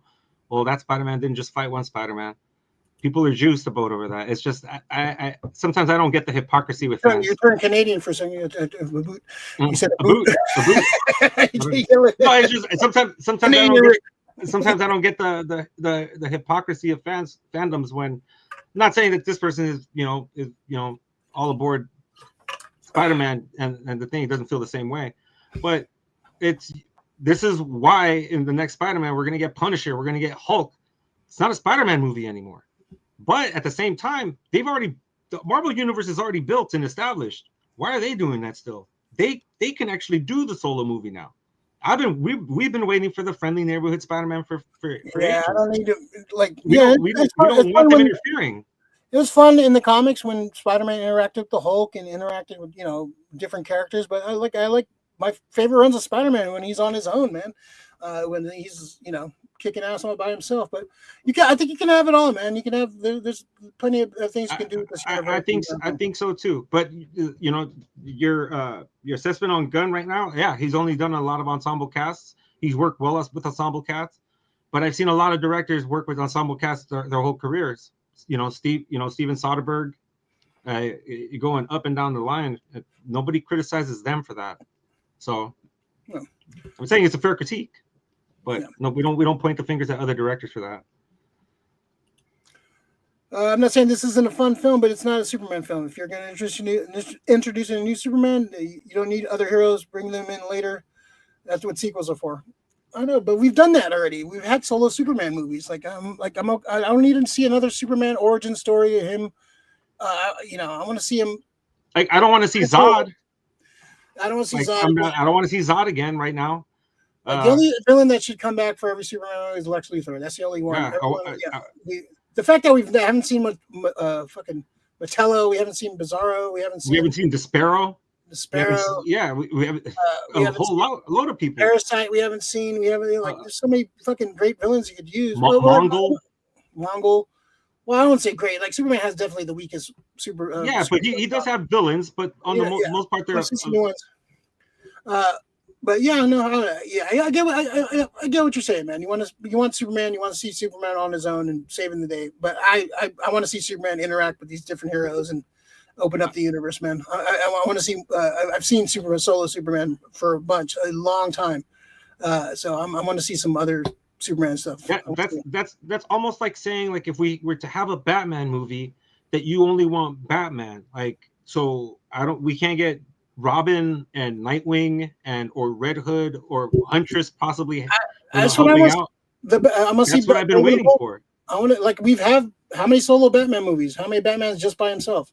We had two Batman and Robin movies, and the rest were Batman with Batman with himself. I want to see my comics on screen. I'm tired of seeing like the comic book movie form. I want to see comic book movies, like legit comic book movies, and I think we finally got one. I don't want to see shit set in the real world anymore. I want to see. I want this fantasy. This is a fantasy world of DC. I'm here for the ride. If you're not, I'm sorry. That's your prerogative. That's what I'm here for. Yeah, I'm here for expanded universe and Superman fighting weird sci-fi villains and bringing in the Justice League and bringing in Batman, Wonder Woman with the comic feel to it. And I'm in for the ride, man. Green Lantern always asks for help. There's always another Green Lantern to help out. When they got to the end of Blackest Night, you had other heroes helping out, assuming lanterns. So are we not for that kind of stuff? That's all I want to know. It's still a Lantern movie because it would be, a Lantern story because it's dealing with the Green Lanterns and some heroes are coming in to help out. But it's still a Lantern story. It's still a Superman story. You have any? It's with Lex. Yeah, you have any Superman comic stories you would recommend? All-Star Superman. I like most of the Superman stuff that with Batman. Like I love all the World's Finest stuff. The whole line is great. Yeah, the new line is great. The Mark Waid. The one where they talk to Kara, where Kara comes down and she couldn't speak in English. That was the Jeff Loeb. Michael Turner, the Michael Turner one. Yeah, it was pretty good. Yeah, I think what was it? The Superman Batman Apocalypse cartoon. Yeah, I think that they used a lot of that for that one. Yeah, which the animation did not look like they tried to ape Michael Turner's art and did not look right. The only one that worked for was the Public Enemies. That's the only one that kind of worked for because the Ed McGuinness art translated so well to cartoons. Yeah. I like Trinity with him, Batman, and Wonder Woman. I thought that was fucking cool. Couple of first story, I think the first couple of the Obsidian Age in the Justice League. I'd like to see that. I've always felt that Superman's always better in the team format than by himself. Like some of his shit's kind of boring. I do like it. I do like his runs, but usually the runs that he has, like All-Star Superman, it's fucking pure heart. What was that line? That great line. Superman Red Sun. What was that line in Infinite Crisis where Batman tells him when was the last time you were relevant? The only last time you were relevant was when you died. I was like, God damn, that's a fucking good line from what was that storyline? Was it the War of the Kryptonians? That's actually a pretty good storyline. That was a newer one, right? Yeah, that was a newer one. Did you read that? Where all the four guilds, the Science Guild, the Military Guild, the Arts Guild. Too much. I haven't read too much modern unless it's like in World Finest or in our books. I haven't read too much. Those runs of Superman were pretty sick because they kind of made him choose between his Kryptonian heritage and Earth. Hey, guess who he chose, guys? But that was the one with sexy Lois Lane. That's the one I'm choosing. Yeah, so it was. I thought that was a great run. Was New Krypton? I think that was the name of the planet. I still say Krypton, like fucking Marlon Brando, the home planet of Krypton.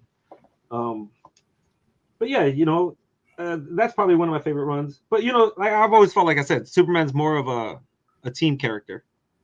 He's your heavy hitter, but any storyline where with him, like it's just him, probably Lois, it's the hard stuff.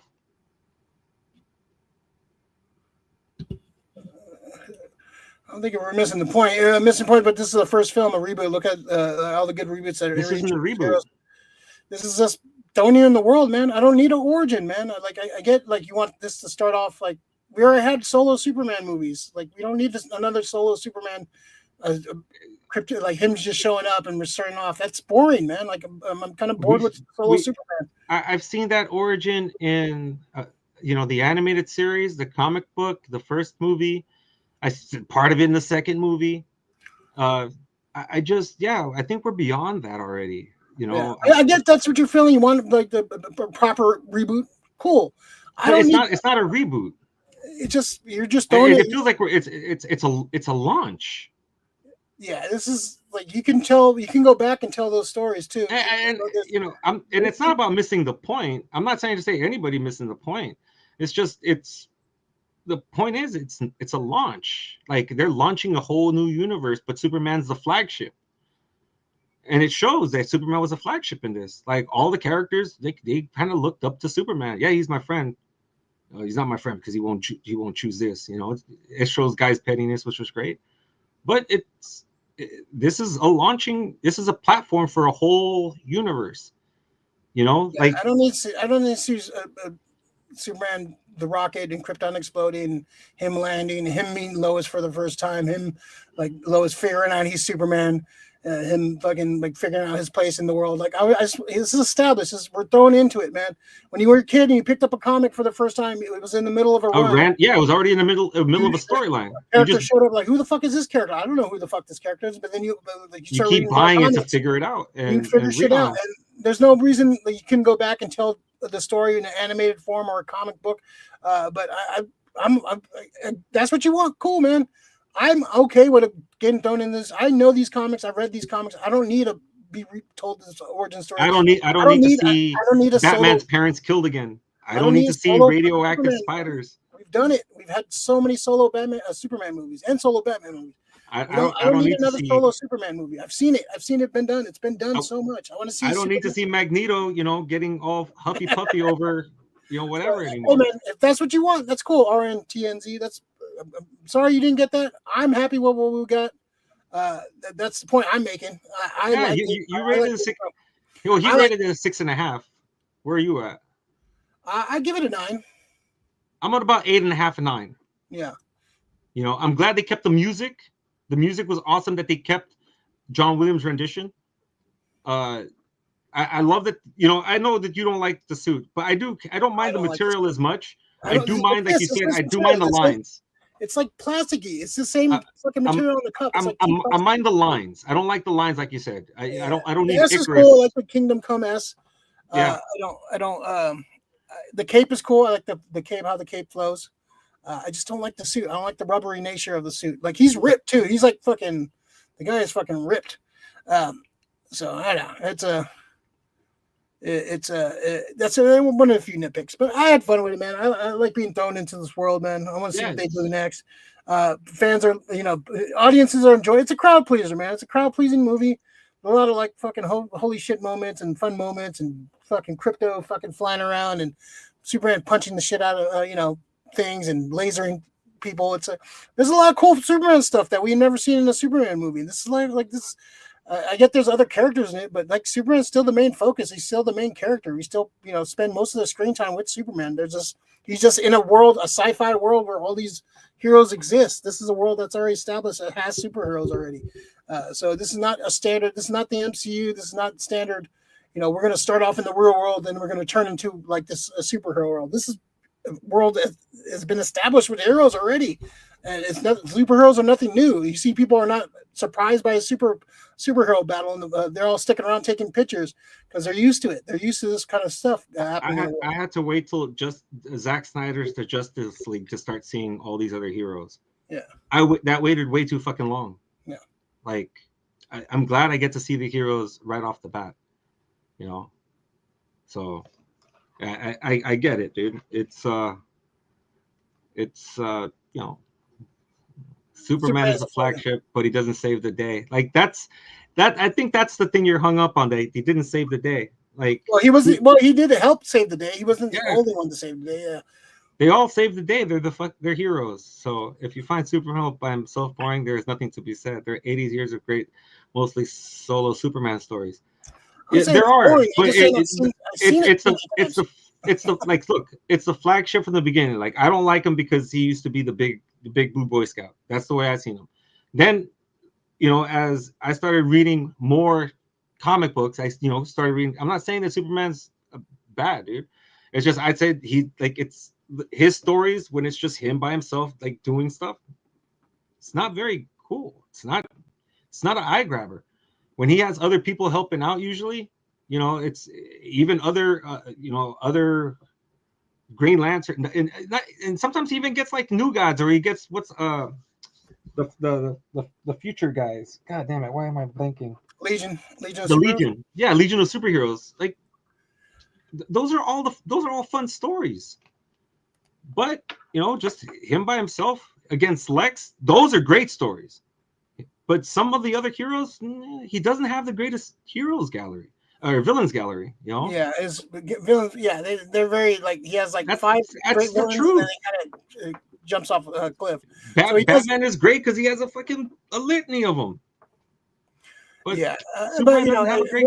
we're kind of arguing the same points like over and over. So I get why you don't like it. You want a Superman by himself, and I'm glad you had your opinion, and you're welcome to it. I'm glad you watched the movie. At least you watched it. Like I said. But I had fun with it. Like I said, but please Frank's gonna hate us. yeah, sorry, Frank. Hopefully, he watches this, and So fun movie. Like I said, there's gonna be a lot of debates over it. There's gonna be debates on this movie for the next fucking few years. I can see this being debated, but I think it was a fun summer blockbuster. I thought I had a lot of fun with it. So, I'm looking forward to see what they do next.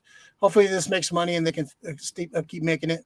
And at some point, you can get your solo Superman movie. You can do anything with this universe. That's how great this like kind of establishment is. Like, you can have a solo, next Superman movie could just be a Superman movie. We could have him fighting fucking Brainiac and Bizarro, and just have Superman. But this is just no Death of Superman. Yeah.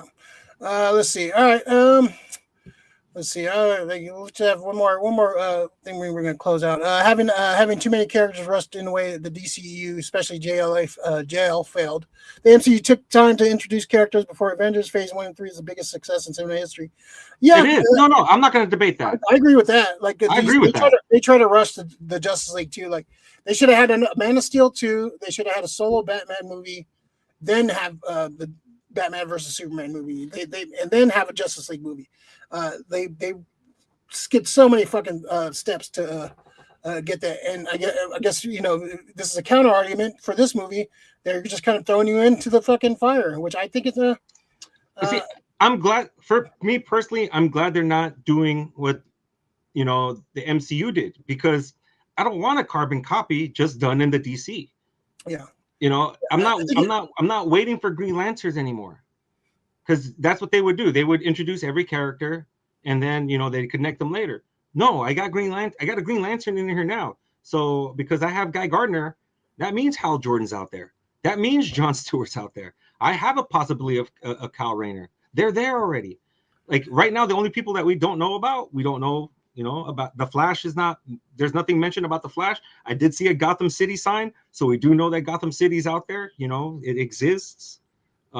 He had Zesty Cola, which is huge in the Batman. I hope this movie succeeds, but all the serious Superman fans I know have problems. I've talked to a few like hardcore Superman fans, and they love it. They love all the fucking craziness and the sci-fi. And like I talked to some older cats. I read like the 60s and 70s, and they love this like the sci-fi because if you read any of the Superman stuff from the 60s, it's batshit crazy, man. He had a giant key to open up the fucking Fortress of Solitude. He had fucking weird fucking powers, like every issue had a new power. So Superman's been weird and like this too, man. This is like a Silver Age comic book Superman, and we haven't seen that on the big screen. We've seen serious Superman. We've seen modern Superman, real world Superman. This is goofy sci-fi comic book Superman, which we haven't seen.